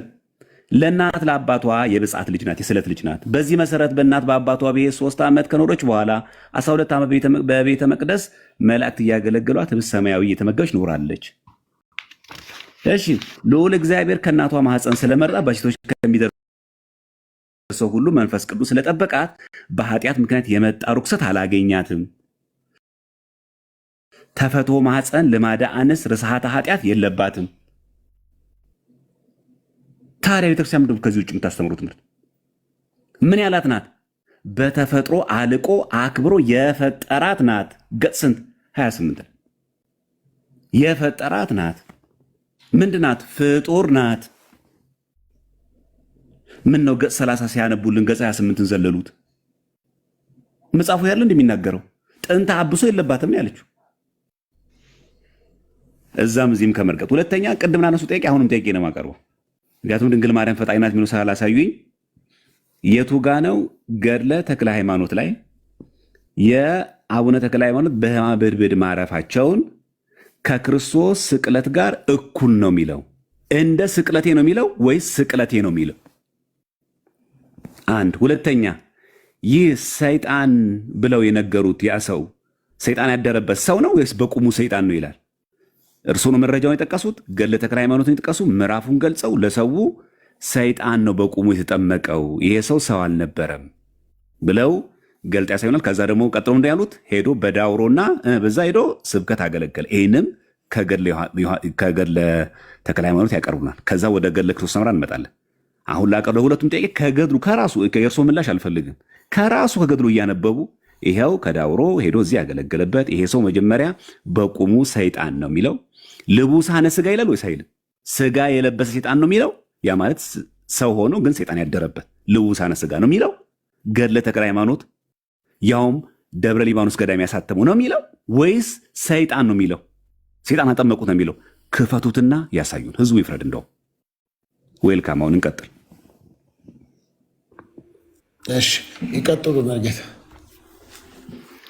መልካም ከጀመረበት ልነሳና ስለ ድንግል ማርያም ከተናገረበት አሁን ዘማርያም ገጽ 28ን አንብቦ ገጽ 29ንም አልደረሰም፣ ወደ ሌላው ነው የሄደ። ገጽ 30 ላይ እዚሁ መጽሐፍ ገጽ 30 ላይ ሂድልኝና እንነጋገር። ግድ የለም አሁን ገጽ 30 ላይ ና፣ ገጽ 30 አውጣው። ይጠቀሙ። እኔ በራሴ መልሳለሁ። ይቀጥሉ። እርሶ ራሱ ያንብቡት። ይቀጥሉ። ደግመህ እንድታነብልኝ በኋላ በአንተ መጽሐፍም ስላለ ገጽ 30 ላይ አንተ ያብራራኸውን እየተናገረ መጣና መጨረሻ ነገሩን ሲቋጭና ሲደመድም ግን ክፉ አሟሟት ሙቶ ነው መጽሐፉን ወደ መቋጫ ያመጣው። ከዚህ ወጥቶ ነው የሚለው። ያንን ሲያብራራው አሁን ዘማርያም ሲናገር እንደነበረው አይነት አመጣጥ መጣና ከዚህ ወጥቶ ጥንተ አብሶ ነበረባት ወይም አለባት የነጻች ከብስራት በኋላ ነው። እሷ ሰው ናት። እችን ነው የምፈልጋት እኔ። እሷ ሰው ናት ከሰማይ አልወረደችም እያሉ መናገር፣ ከዚያም አልፎ መጻፍ መሳሳት ብቻ ሳይሆን በደል፣ ድፍረት፣ ክህደት የማይሰራ ኃጢአትም ነው ይላል። እንግዲህ ከዚህ የበለጠ ድንግል ማርያምን አምላክ ወደ ማድረግ ያን ያህል ከፍታ መሄድ ምንም ማብራሪያ አይጠበቅብኝም። ሊቃውንት ጉባኤውን ማመን አለብን ካልህ ድንግል ማርያም ሰው ናት ከሰማይ አልወረደችም ብሎ መናገር ድፍረት ነው፣ የማይሰራ ኃጢአት ነው ብለዋል ሊቃውንት ጉባኤው። ስለዚህ ለዚህ ማብራሪያ እንድትሰጠኝ። በተረፈ ገድለ ክርስቶስ ሰምራ ላይ ማነው ገድለ ተክለ ሃይማኖት ላይ አለ ያልከውን ከመጽሐፉ አሳየኝ ያልከው መጽሐፎች በሙሉ አሁን ቢሮ ናቸው ያሉት። እዚህ ላይ የሉም። እዚህ ክፍለ ቤቴ መኖሪያ ቤቴ ላይ የሉ። ካስፈለገ አንተም ታውቀዋለህ፣ እንዴት መጽሐፉ እንደሚል አንተም ታውቀዋለህ። ወናሁ ትመጉት በህማመ ብድብድ ወለዛቲ ማመከሪያ ከመስቅለቴ፣ እነሆ በክፉ ሞት በተቅማጥ ትሞታል። አንዲት ፊደል እንኳን ከግዕዝም በአማርኛም አልሸራረፍኩም። ሳመነዥከው የኖርሁት እጸድቅበታለሁ ብዬም ሳነበው የነበረ አሁን ደግሞ ለመቃወም በደንብ ተዘጋጅቼ የመጣሁበት ስለሆነ አልሳሳትም፣ አልዋሽም፣ ራሴንም እንደዚህ አላረክስም። እነሆ በክፉ ሞት በተቅማጥ ትሞታለህ። ይችንም ተቅማጥህን እንደ ስቅለቴ እቆጥርልሃለሁ። ለአንተ ብቻ አይደለም፣ በዚህ ገዳም በዚህ ተቅማጥ ለሚሞቱ ሁሉ ነው ብሎታል። ስለዚህ ተቅማጡ እንደ ስቅለት ተቆጥሯል። የክርስቶስ ስቅለት ዓለምን ለመዋጀት ለዓለም ቤዛ ነው የሆነው። እንደ ስቅለት የካለውና ካነጻጸረው የተክልየ ተቅማጥም እንደ ክርስቶስ የክርስቶስን ቤዛነት ያክል ስፍራ አለው ማለት ነው። ሌላው ፈጠን ልበልንህና ሰይጣን የሚለው በቁሙ ሰይጣን ነው ጋኔን ነው ወይስ ልቡሰ ስጋ ነው ያልከው? መጀመሪያው እኮ አባታችን አቡነ ተክለ ሃይማኖት ደቀ መዛሙርቶቻቸውን ይዘው ወደ መንገድ ሲሄዱ ከባህር ወጥቶ ጋኔኑ ነው የሚለው። ጋኔኑ በደቀ መዝሙራቸው ላይ አደረ፣ ያዘው፣ እሳቸው ታያቸው። ስለዚህ ጋኔን በሰው ላይ የሚያድር ጋኔን ነው ሲጀመር። አንዳንድ ሰዎች አይ ሰውም እንደ ስራው ሰይጣን ይባላል የሚል መላምት ተሰጥቶበታል። ይሄ ግን ለየት ያለ ነው። ጋኔን በሰው ላይ ያደረ ነው። ስለዚህ እሳቸው ደግሞ አማተቡበት እና ጋኔን በሰው የሚያድር ጋኔን ነው በቁሙ እንጂ ልቡሰ ስጋ የለም እንደዚህ የሚባል ነገር ጋኔን ነው። ራሱ ቃሉም ጋኔን ነው የሚለው። ይህንን በሚገባ አውቃለሁ፣ እርግጠኛ ነኝ። እኔ ዛሬ ብቻ አይደለሁም፣ በሚቀጥለው ሶፊ ማስረጃችሁን አጠናክራችሁ የሚለ ከሆነ መጽሐፎችን ስብስብ አድርጌ ልቅም አድርጌ ራሷ ቤተክርስቲያኒቱ ያሳተመችው የተስፋንም እንኳን አይደለም ሌላ ግለሰብም አይደለም። አሁን አንተ ቅድም ገርላት በግለሰብ ይታተማሉ አልክ። መጽሐፈ ግን በግለሰብ አይታተምም። ድጓ በግለሰብ አይታተምም። የዜማ መጻሕፍት በቤተክርስቲያኒቱ ብቻ ነው የሚታተሙት። እምሞግት ቤተክርስቲያኒቱ ባዘጋጀችው መጽሐፍ ነው። ስለዚህ እኔ ዝም ብሎ ማንም ነጋዴ ባሳተመው አይደለም። ገድለ ክርስቶስ ሰምራንም የጠቀስኩልህ ቤተክርስቲያኒቱ ራሷ ባሳተመችው ነው። ገዳሙ አብሮ ባሳተመው ነው። ይሄ የነጋዴ ጉዳይ አይደለም። ነጋዴስ ቢሆን ተስፋ ገብረ ሥላሴ አይደል ለረጅም ዘመናት ቤተክርስቲያኒቱን እያሳተመ እያከፋፈለ አሁን ሁሉ አይደል የገብረ ሥላሴ መጽሐፍ በቤተክርስቲያኒቱ በቤተ መቅደስ ተሰግስጎ ያለው የግለሰብ ነው አይመለከተንም ትላለህ እንዴ? ይመለከታል። ጨርሰዋል መሪጌታ። እሺ ሶፊ አሁን ከዚህ በኋላ መቀጠል ያለን አይመስለኝም። ምክንያቱም ርዕስ ያነሳው አካል ርዕሱ ላነሳበት ነገር ታማኝ መሆን አለበት እንጂ ቢሮ ላለ መጽሐፍ እዚህ ጋር ማንሳት ተገቢ አይደለም። ምክንያቱም አሁን እኔ የገባሁት እዚህ አንተ ጋር ስገባ ማስረጃ እያሳየን መጽሐፍ እየገለጥን ማናሳይ ከሆነ እኔ ቢሮ ለተቀመጠና ቤቴ ለተቀመጠ ማስረጃ ምን ቢሆን አሁን እዚህ ጋር ማወራው ወይ መጀመሪያ ርዕሱን አለማውራት ነው። በቃ በዚህ ጉዳይ ላይ ተዘጋጅቼ መጽሐፉን አደራጅቼ ስመጣ እንወያያለን። ዌልካም እኔ ገልጬ መጽሐፍ ገጽ በገጽ ማሳይበት፣ እሳቸው ግን እንደዚህ ይላል ግን ቢሮ ስላለ እንዲህ ብለህ ተቀበለው ብሎ መናገር አይቻልም። እንዴት ይሆናል? እኔ ማስረጃ ሳይ እሳቸው ግን በንግግር ብቻ የሚገልጹት እንዴት ነው የሚሆነው? ዘመኑ የሰለጠነ ነው። መጽሐፍ ገልጦ መናገር፣ መጽሐፍ አጠገባችን ከሌላ አፋችን መሰብሰብን ያለብን፣ ትዝ ያለን ሁሉ ማውራት የለብንም። ምክንያቱም በእርግጠኝነት ስለምናገር ነው። ገድለ ተክለ ሃይማኖትን የጠቀሳቸው ሲሆን ማስረጃውን የመጥቀስ ግዴታ የለብኝም። የጠቀሱሳቸው ስለሆኑ ከፍተው ግን መጽሐፉ ላይ ልቡሳነ ስጋ ማይል ከሆነ እኔ ይቀጣለሁ። ለዛ ነው ክፈቱ ያልኳቸው። አሁን ክፈቱ ስላቸው መጽሐፉ የት ነው አሉ? ቢሮ ነው ያለው አሉ። መጽሐፉን ገልጦ ማሳየት አለቦት። ማሳዩ እኮ ለምን እወያያለሁ? እኔ ቢሮ ነው ያለው መረጃን አደራጀን። በቃ መረጃዎችን አደራጅ ሲመጡ ልወያያ ነኝ እንጂ እሳቸው መረጃውን ባላደራጁበት በቪዲዮ ባላሳዩበት መረጃ ላይ እኔ መጽሐፍ እየገለጥኩኝና ቪዲዮ እያሳዩ መቀጠል የለብኝም። አንፌር ነው የሚሆነው። ስለዚህ መቀጠል አለብኝ ብዬ አላስብም። ሶፊ መረጃ በሌለበት ማለት ነው። እሺ ምን ይመስሎታል መሪጌታ? ትንሽ ደቂቃ 1-2 ደቂቃ ስጠኝ። ገድሉን አንደኛውን ገድል ገዳሙ ያሳተመውን አግኝቼዋለሁ።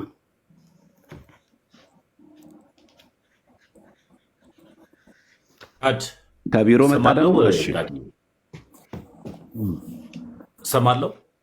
ድንገት የማርያምም ሲያስረዳም መሪጌታ ጽጌም ሲያስረዱም ደቂቃ የሚያንሳቸው ከሆነ ጠይቃቸው፣ ደቂቃ መጨመር ካለበት ቢጨመር፣ ሞር ደግሞ ደቂቃ እንጨምራለን። ከዛ በፊት ግን እሳቸው መረጃ የሚሉትን መጽሐፍ ያገኙና እና ጥያቄ የሆነብኝ እሳቸውም እየጠየቁ ነው። የማርያምም እንዲጠይቅ እድሉ ቢመቻች ነው ምለው። አመሰግናለሁ።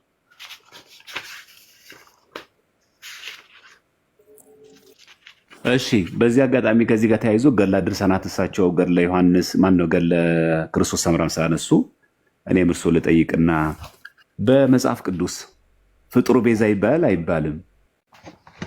በሐዲስ ኪዳንም በብሉይ ኪዳንም ይህንም አያይዙ ይመልሱልኝ።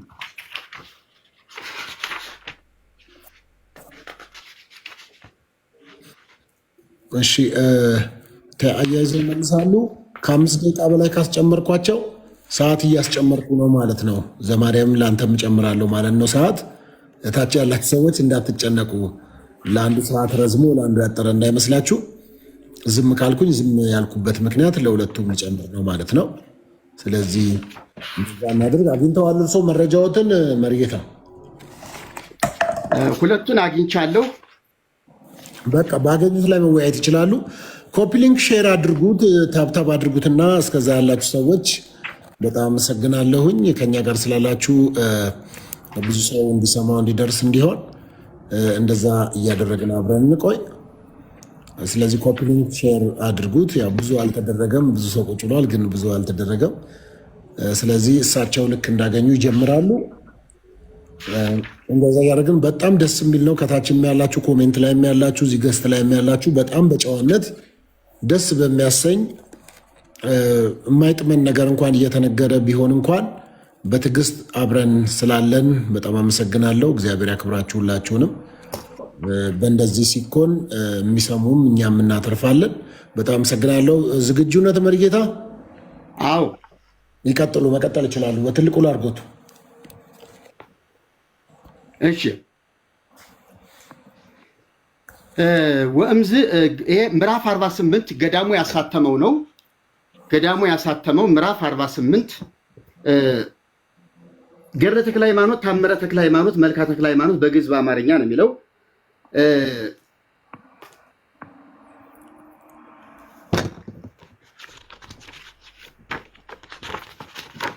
ዘአይተሞ ደብረ ሊባኖስ ገዳም ይላል። 2004 ዓመተ ምህረት የታተመ ገድለ ተክለ ሃይማኖት ነው። 2004 ዓመተ ምህረት ምንድን ነው የሚለው? ምዕራፍ 48 በነገራችን ላይ ቤተ ክህነት ያሳተመው፣ ተስፋ ገብረ ሥላሴ ያሳተመው፣ ገዳሙ ያሳተመው በገጽ ልዩነት አለው።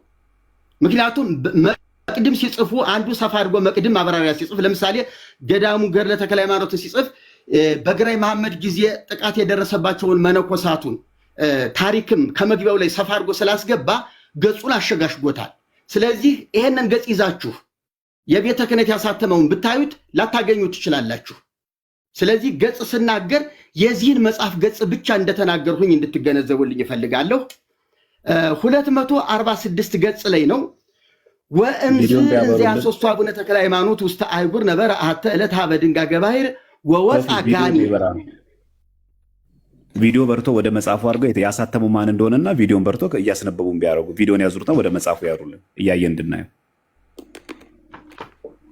ቪዲዮን ያዙ። ቪዲዮ ወርቃማ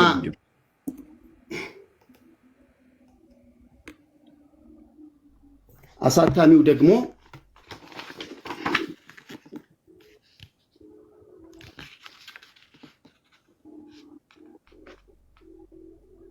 ስለዚህ ቪዲዮን ወደ መጽሐፉ ያርጉትና እያነበቡ ይንገሩ።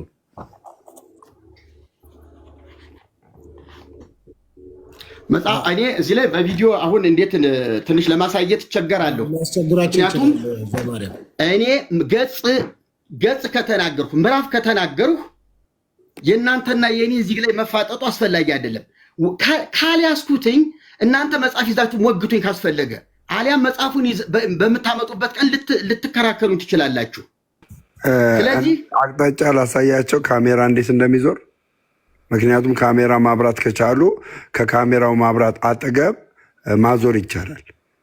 ካሜራ ማብራት ከቻሉ አጠገቡ ማዞር ይቻላል። አዙሩት። አሁን ካሜራውን አብሩት። ከካሜራው አጠገብ ካሜራውን ካበሩት በኋላ ከካሜራው አጠገብ 4 ማዕዘን አለች። እሷን 4 ማዕዘን ሲነኳት ይዞራል ማለት ነው። ችግር የለም። ታውቃቶት ወይ እኔ እዚህ ያበራለሁ ወይ ችግር ይቀጥሉ። በቃ ቆይ ካልቻሉ ችግር የለም። ምንም አያሳስብም። ያንብቡት፣ ይቀጥሉ። ጎን ለጎን ላርጋችሁና እሳቸው ያንብቡ። አንተ መጽሐፉ ማድረግ ይችላል። ችግር የለም። ይታያቸዋል። ይሄው አዙሬዋለሁ። አይ ተዉት፣ በቃ ወደ ራሱ አርጉት። መሪጌ ካሜራውን አሁን አብሩት። ካሜራውን የእርሶን ካሜራ አብሩ። ካዞሩት የእርሶን ካሜራ አብሩ። ከዛ ሴቭ በሉት። ሴቭ አይታያችሁም? የእርሶን ካሜራ አብሩ። የእርሶን ካሜራ ሴቭ በሉት። ሴቭ ከታች ሴቭ በሉት። ታች ላይ ሴቭ በሉት።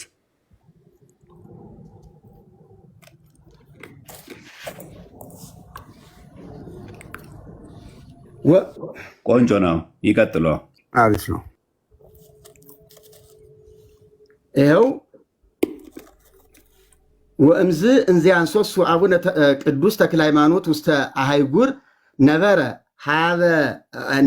አሃተ ዕለተ ሀበ ድንጋጌ ባሕር ሀበ ድንጋጌ ማይ ወወፃ ጋኔን እማይ ወአሃዘ ረዶ ለአቡነ ቅዱስ ተክለ ሃይማኖት። በአማርኛው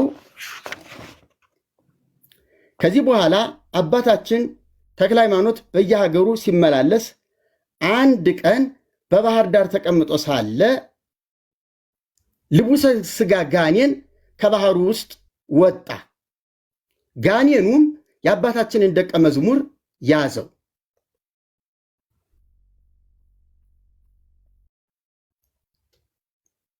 ልቡሰ ስጋ ምን ማለት ነው? ልቡሰ ስጋ ማለት ስጋ የለበሰ ስጋ የለበሰ ማለት ሰይጣን ማለት ነው። ይኸውልህ አሁን ነው አይደለም? የሶር ነው ጥያቄው። ልቡሰ ስጋ ማለት በቁሙ ሰይጣን ማለት ነው። አሁን አንተ ጣልቃ ገብተህ አትረብሸኝ። ይቀጥሉ። በራስህ ጊዜ ልታበራራ ትችላለህ። እኔ እስከ መጨረሻው አነበዋለሁኝ ጊዜ ከተሰጠኝ ትንሽ ለፍጥነት ያንብቡ። መርጌታ ተረጋግተው ያንብቡ። ለእርሶም ጊዜ እንጨምራለን፣ ለዘማርያም ለሳቸውም ጊዜ ስለምንሰጥ ተረጋግተው እንትን ይበሉ። ዘማርያምም ምናልባት እሳቸው ቢሳሳቱ እንኳን እርሶ በእሱ ጊዜ እያረሟቸው እዚህ ጋር ቅድም የተናገሩት ነገር ስህተት ነው ብለው ማረም ይችላሉ። እኛ እንማራለን። እንደሱ እያደረግን እንቀጥል። መቀጠል ይችላሉ። መርጌታ እዚህ ላይ ከባህር ወጥቶ ጋኔን ያዘው ነው የሚለው። ግዕዙ ጋኔን ነው የሚለው። ልቡሰ ስጋ የሚልም የለውም። ማለት ከነበረበት ግዕዙ ላይም ነበር መገኘት የነበረበት። ምክንያቱም ካሜራው መርጌታ ካሜራው ጠፍቷል።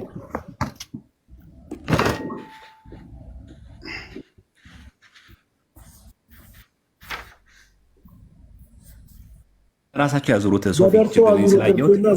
አዞረዋለሁ፣ ወደ እርሱ አድርጉት።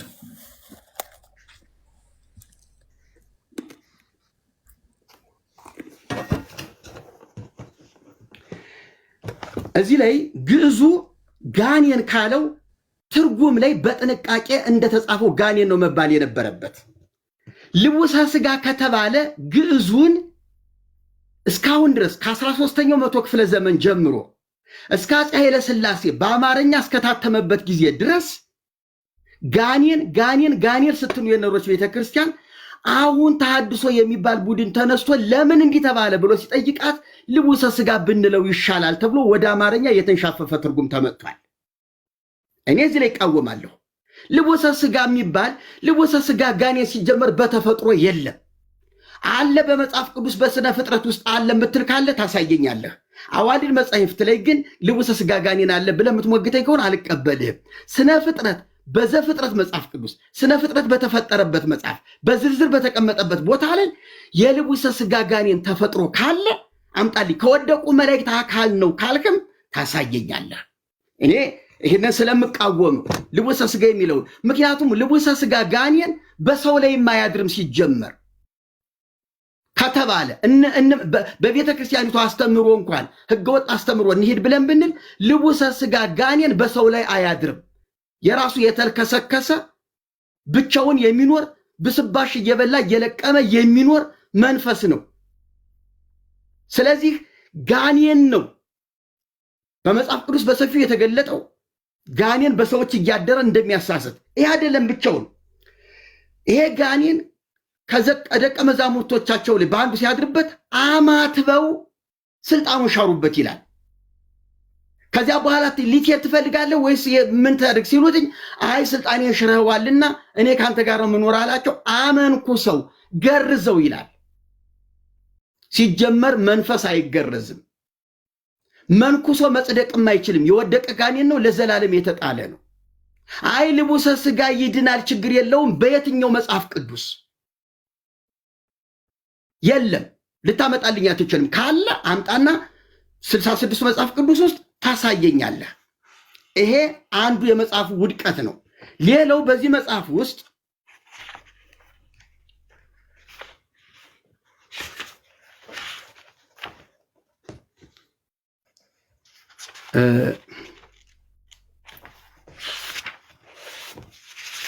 ይቅርታ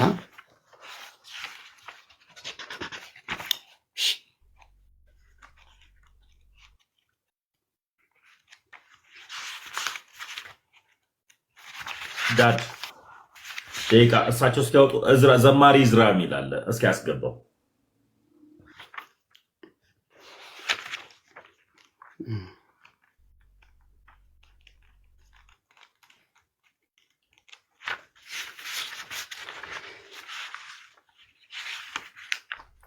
እሺ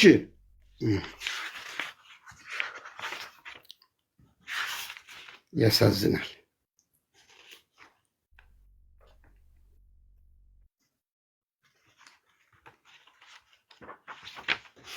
እንግዲህ ውጊያ ነው። እዚህ ምላሽ ደስ እስከዛ ቀስ ብሎ አገኙት። እሺ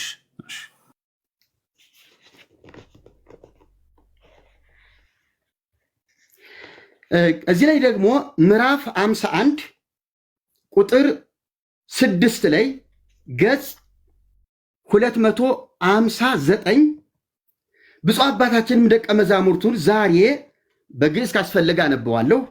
ብፁዕ አባታችንም ደቀ መዛሙርቱን ዛሬ እግዚአብሔር በእጄ ያዋረደውን የሰይጣንን ተንኮል አያችሁን? ከእንግዲህ ወዲህ ግን በዚህ ቦታ ላይ አቅም የለውም። እሁድና ሐሙስ ቀን እባብ የገደለ የክርስቲያን ወገን ሁሉ ኃጢአቱ ይሰረይለታል ብለህ ለልጆች ንገራቸው ብሎ ጌታ የኢየሱስ ክርስቶስ የነገረኝን አሁንም እነግራችኋለሁ፣ በልባችሁ ጠብቁት አላቸው ይላል። ሐሙስና እሁድ ቀን እባብ የገደለ ኃጢአቱ ይሰረይለታል። በማን ደም ነው ኃጢአታችን የሚሰረየው? ባይነኝ እኔ በክርስቶስ ደም ነው ኃጢአት የሚሰረየው። እባብ የፈለገ ጊዜ ገድዬ ኃጢአት ስሬት ላገኝ አልችልም። እንዲህ አይነት አስተምሮ የተሳሳተ አስተምሮ የክርስቶስን ደም የሚያቃልል የእባብን ደም በክርስቶስ ደም ልክ ከፍ ያደረገ ወይም ታላቁን የክርስቶስን ደም በእባብ ደም ልክ ዝቅ ያደረገ ነው። ይሄ ፈጽሞ የማይሆን ነገር ነው። ትክክል አይደለም ነው እያልኩ ያለሁት። ስለዚህ በጻድቁ ስም ወንጀል ተሰርቷል፣ ደባ ተፈጽሟል፣ የተሳሳተ ገድል ተጽፎባቸዋል የሚል አቋም ነው ያለኝ። እሺ አመሰግናለሁ። መሪጌታ ጨርሰዋል። ዘማርያም 10 ደቂቃ አሉት፣ መቀጠል ይችላሉ።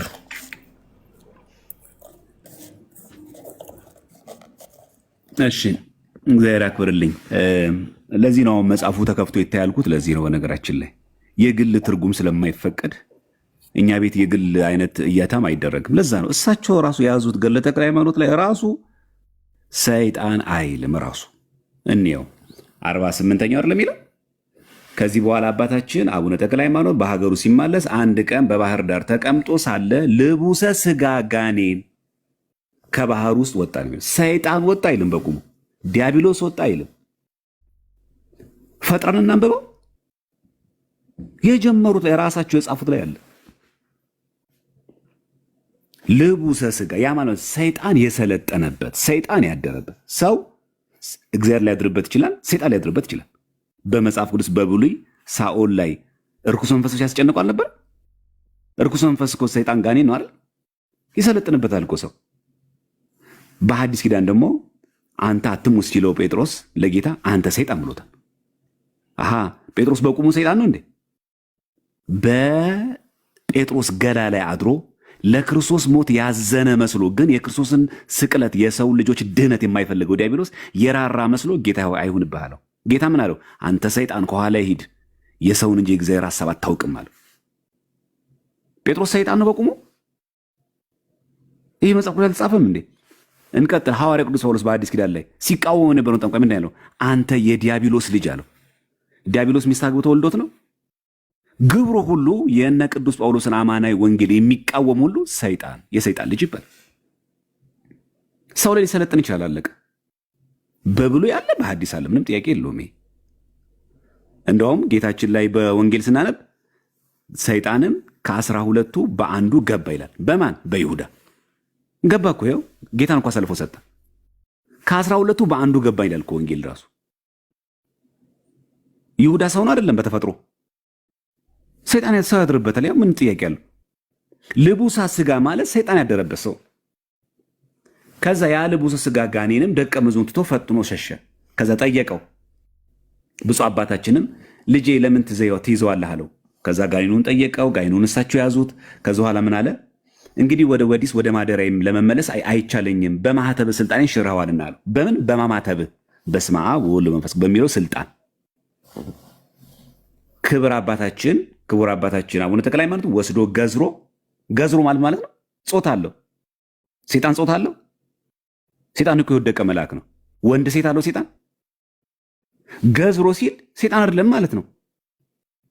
እሺ ወደ ፍጹም ክርስቲያንነት ለወጠው። ምን ማለት ነው? ክርስቲያን አደረ። ከዛስ ስሙንም ክርስቶስ ሐረዮ ክርስቶስ መረጠው አለው። እሺ የቱ ጋር ነው ወደ ዳውሮ ገብቶ አገለገለ የሚለው? የሌለ ፈጠራ በዚህ ዕድሜ እርሶ እንዲህ መናገር አለቦት? እሺ እንጨርሰው። የመጨረሻው ብፁዕ አባታችንም ሲያገለግለው ኖረ። ከጥቂት ቀንም በኋላ የምንኩስናውን ልብስ አልብሶ ወደ በዓቱ አስገባ። ይህችም ደብረ አስቦ ናት። ሞቶ መንግሥተ ሰማያት እስኪገባ ድረስ በተረፈ ዘመኑ ሁሉ መነኮሳትን ደስ የሚያሰኝ እግዚአብሔርንም የሚወድ ሆነ። አለቀ። ዳውሮ ሄደ የሚላለ ከየት አመጡት? ትርጉም ከኪሴ ነው። የት ነው? ምዕራፍ 48 ይሄ ነው። ቁጥር 1 እስከ 5 ብቻ ነው ያለው። ይሄ ነው እኛ የምንቃወመው። ገድሉ የማይለውን ለዘመናት እርሶ ያውም እየደጋገሙ ሰይጣን አጠመቀው። ከመጀመሪያ ጀምሮ ቁጥር 1 ላይ ልቡሰ ስጋ እያለ ሰይጣን እንደማይጠመቅ እናውቀዋለን። ሰይጣን ግን ሰው ላይ አድሮ ስራ ይሰራል። ከዛስ እዛ ግለሰብ ላይ ያደረውን ሰይጣን አስወጡትና በእግዚአብሔር ኃይል አቡነ ተክለ ሃይማኖት የእግዚአብሔር ማደሪያ የሆነውን ስሙን ምን ብለው ጠሩት? ክርስቶስ ሐረዩ ብሎ ጠራው ነው የሚለው። ምን እንደው ውሸቱ አሁን እዚህ ጋር ለዚህ ነው እኛ የምንቃወመው የሚለው ይሄን ነው። ሌላኛው እሳቸው ያነሱት እዚህ ሮብና ማን ነው ሐሙስና እሑድ ሰይጣን የገደለ ይጸድቃል ብሎ ነገር አንስተዋል። በነገራችን እባብ የገደለ በቁሙ እባብ ነው? ኮብራ እባብ ነው አይደለም።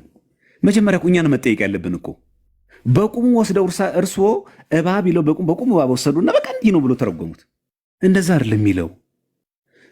እንደው አንዳንድ ጊዜ ከራሳችን እየተረጎሙ ነው ስንሄድ በጣም አደጋው ስለምንገባ ማለት ነው።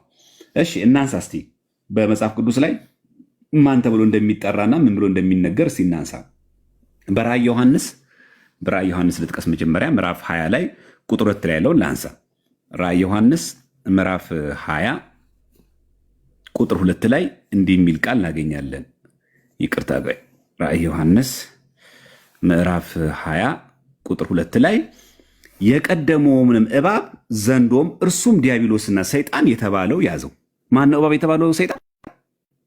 ማን ነው ዘንዶ የተባለው? ዲያብሎስ ነው ለኛ እንጂ ኮብራ እባብ ናሽናል ጂኦግራፊ ላይ የምታየውን ሄደ አናትናቱን ሐሙስ ቀን ሄደ ስለቀጠቀጥከው ገነት ትገባለህ አይደለም የሚለው። እባብ ምንለው ማንን ነው? እኛ ዘንዶ ምንለው ማንን ነው? ራእየ ዮሐንስ ምዕራፍ 20 ቁጥር 2 ላይ እኮ የቀደመውንም እባብ ካለ በኋላ ዘንዶውን ይቀጥላል እርሱም ዲያብሎስና ሰይጣን የተባለው ያዘው። ስለዚህ የቀደመው እባብ ዘንዶ የሚባለው ማን ነው? ዲያብሎስ ነው። ዲያብሎስን የገደለ ምን ብሎ በምን እንደሚገድለው? በጾም በጸሎት ምን ገድለው?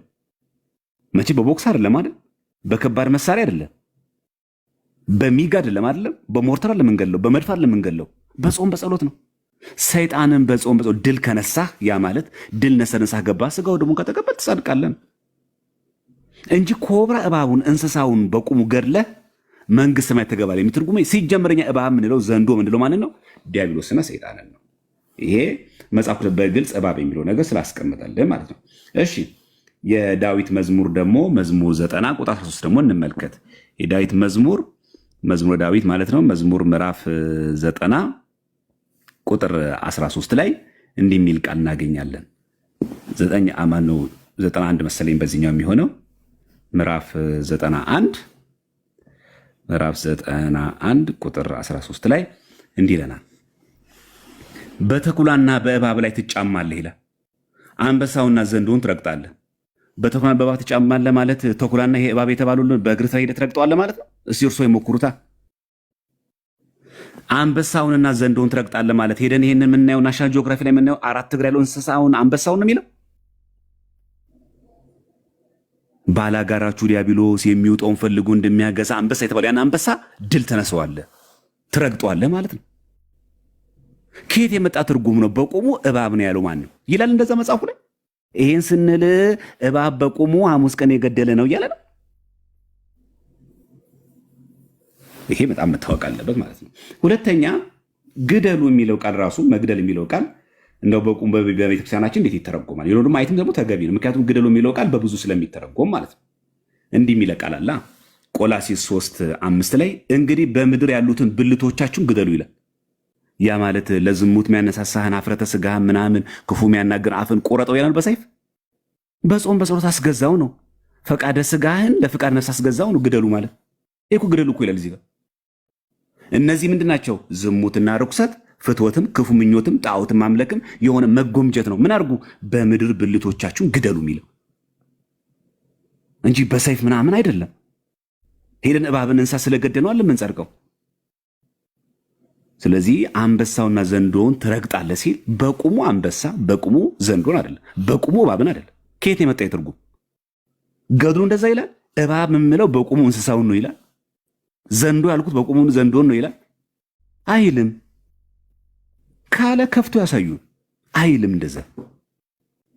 ስለዚህ በእኛ ቤተክርስቲያን ግደሉ ምንለው ምን ገድለው ስጋዊ ፍትወታችንን ብልቶቻችን ግደሉ እንዳለው እነዚህም ዝሙት፣ ርኩሰት፣ ፍትወት፣ ክፉ ምኞት፣ ጣዖት ማምለክን እነዚህ መጎምጀት በጾም በጸሎት ነው። ፈቃደ ስጋችንን ፈቃደ ስጋችን ለፈቃደ ነፍስ በጾም በጸሎት በመንፈስ ተጋድሎ እናስገዛለን እንዳይሰለጥንብን የስጋ ስራ መስራት መንግስት ሰማያት ስለማያስወርስ። ስለዚህ በቁሙ እባብ የተባለው ዘንዶ የተባለው ይሄ የምናየው እባብ ሳይሆን ዲያብሎስን ነው፣ ሰይጣንን ነው የሚናገረው። እግዚአብሔር ያክብርልኝ። ይቅርታ ትሰጣቸዋለህ ዳድ። አንድ ማስታወቂያ ብቻ ልናገር ነው። በዚህ አጋጣሚ መዝሙር ያሬድ ስላየው ደስ ብሎኛል። መምህር ጌታሁን አስገቡኝ ሲሉ ነበርና ድንገት አሁን ካሉ ገስት ላይ አጥቼዎት ነው አስገባዎታለሁ። እንደዚሁ ደግሞ መሪ ጌታ እኔ ነኝ የሊቃውንት እንትን ያሉ ተሐድሷውያን እርሶም ካሉ ገስት አጥቼ ነው። አንዳንድ ቁጥር ጻፉልኝና ከሁለት አንዳችሁ አስገባለሁ። ይህን ልናገር ነው። ይቀጥል። እሺ ሶፊ ቅርታ። ከዚህ ቀጥሎ ምናልባት እሳቸው አንዴ ይናገሩና ብንጠቀለው ኮሌት እየሆነ ስለብኝ ስለሆነ ነገ ስራ ስላለ ይቅርታ ይደረግልኝ። ጥሩ፣ እንደሱ እናደርጋለን። ቀጠሮን እያያዝና በሌሎች ጉዳይም እንደዚህ በጨዋነት ሰው ታች ያለው ሰው እንዲማር እንደዚህ እሳቸውንም ቢያከበረ ሌላውም ሰው እናንተን በተከበራችሁበት ሁኔታ እንደዚህ መወያየት በጣም የሚያስደስት ነው። ኮፒ ሊንክ ሼር አድርጉት፣ ታብታብ አድርጉት። ብዙ ሰው እየተጠቀምበት እንደሆነ አውቃለሁ። ስለዚህ መሪጌታ ጽጌ ስጦታ መቀጠል ይችላሉ። ጊዜያችሁን ሰጥታችሁ ከኛ ጋር ያላችሁ ሊመልሱልኝ ግን ሶፊ ፍጡር በመጽሐፍ ቅዱስ ቤዛ ይባላል የሚለው አልመለሱልኝም። ለዛ ነው። እሺ ይቀጥሉ መሪጌታ። የእሱንም ጥያቄ ሰምተዋል። እስካሁንም ያወራውን የእርስዎን ሀሳብ በዚህ ነው ብሎ እንግዲህ አመክንዮ አምጥቶ ተናግሯል። ስለዚህ መቀጠል ይችላሉ። እርስዎ ጊዜ አለዎት።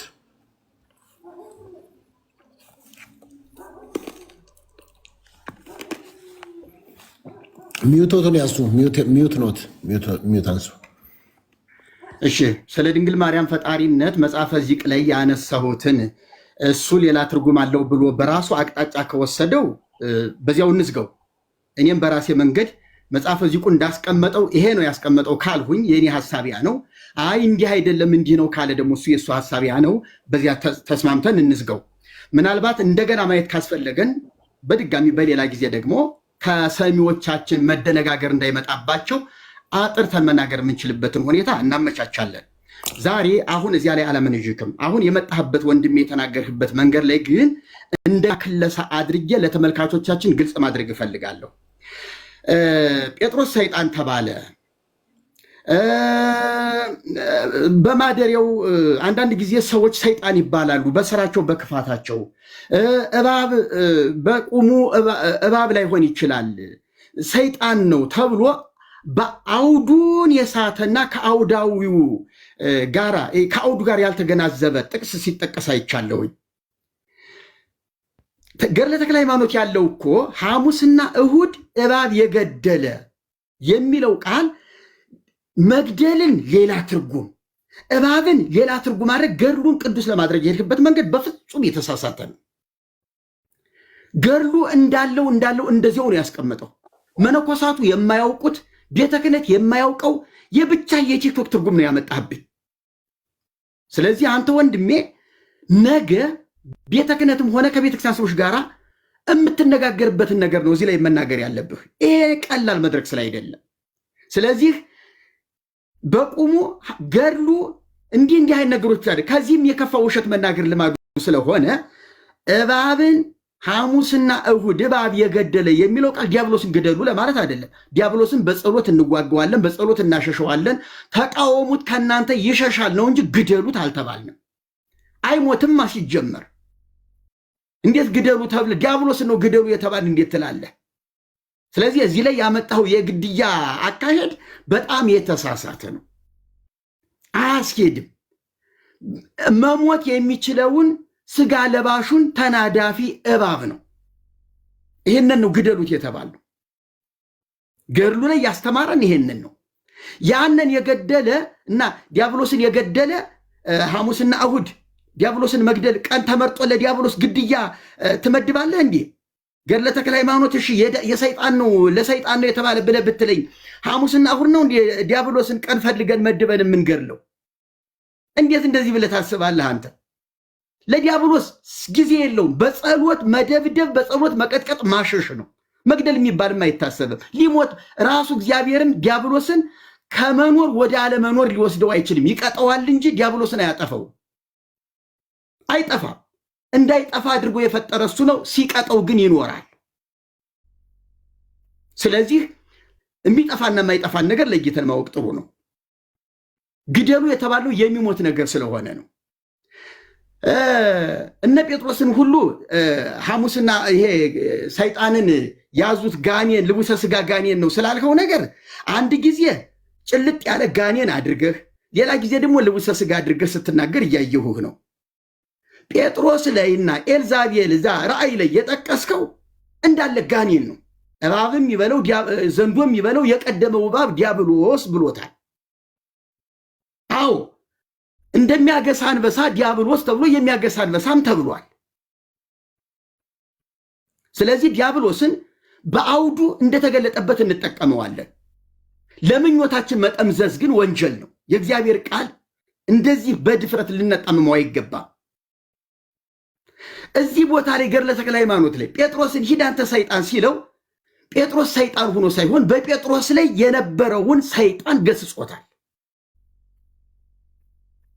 እሺ ተክለ ሃይማኖት በልጃቸው ላይ ያደረውን ጋኔን ገሰጹት ካል እዚያ ላይ ሰይጣን ተብሏል። በጴጥሮስ ላይ ያደረው ሰይጣን ሂድ አንተ ሰይጣን የተባለ ገድለ ተክለ ሃይማኖት ግን ልቡሰ ስጋ ብለህዋል፣ ግን አጣቅሰዋል፣ አዛምዳቸዋል። ለጴጥሮስ የተጠቀሰውና ለዚህኛው ለተክለ ሃይማኖት ደቀ መዝሙር የተጠቀሰውን ሰይጣን ብለህ ሁለቱን አስታርቀኸዋል።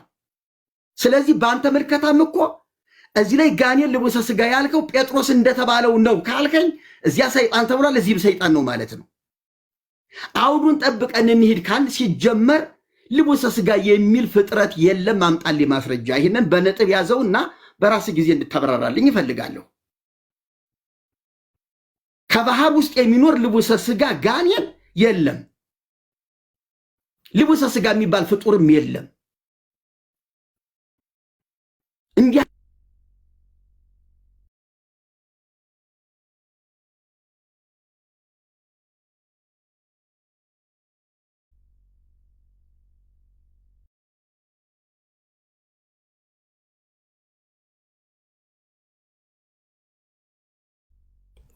ኔትወርክ ይዟቸዋል መሰለኝ። ኔትወርክ ይመስለኛል ወይ ባትሪም አልቆባቸው ሊሆን ይችላል። አላስተዋሉት ይሆናል። ወይም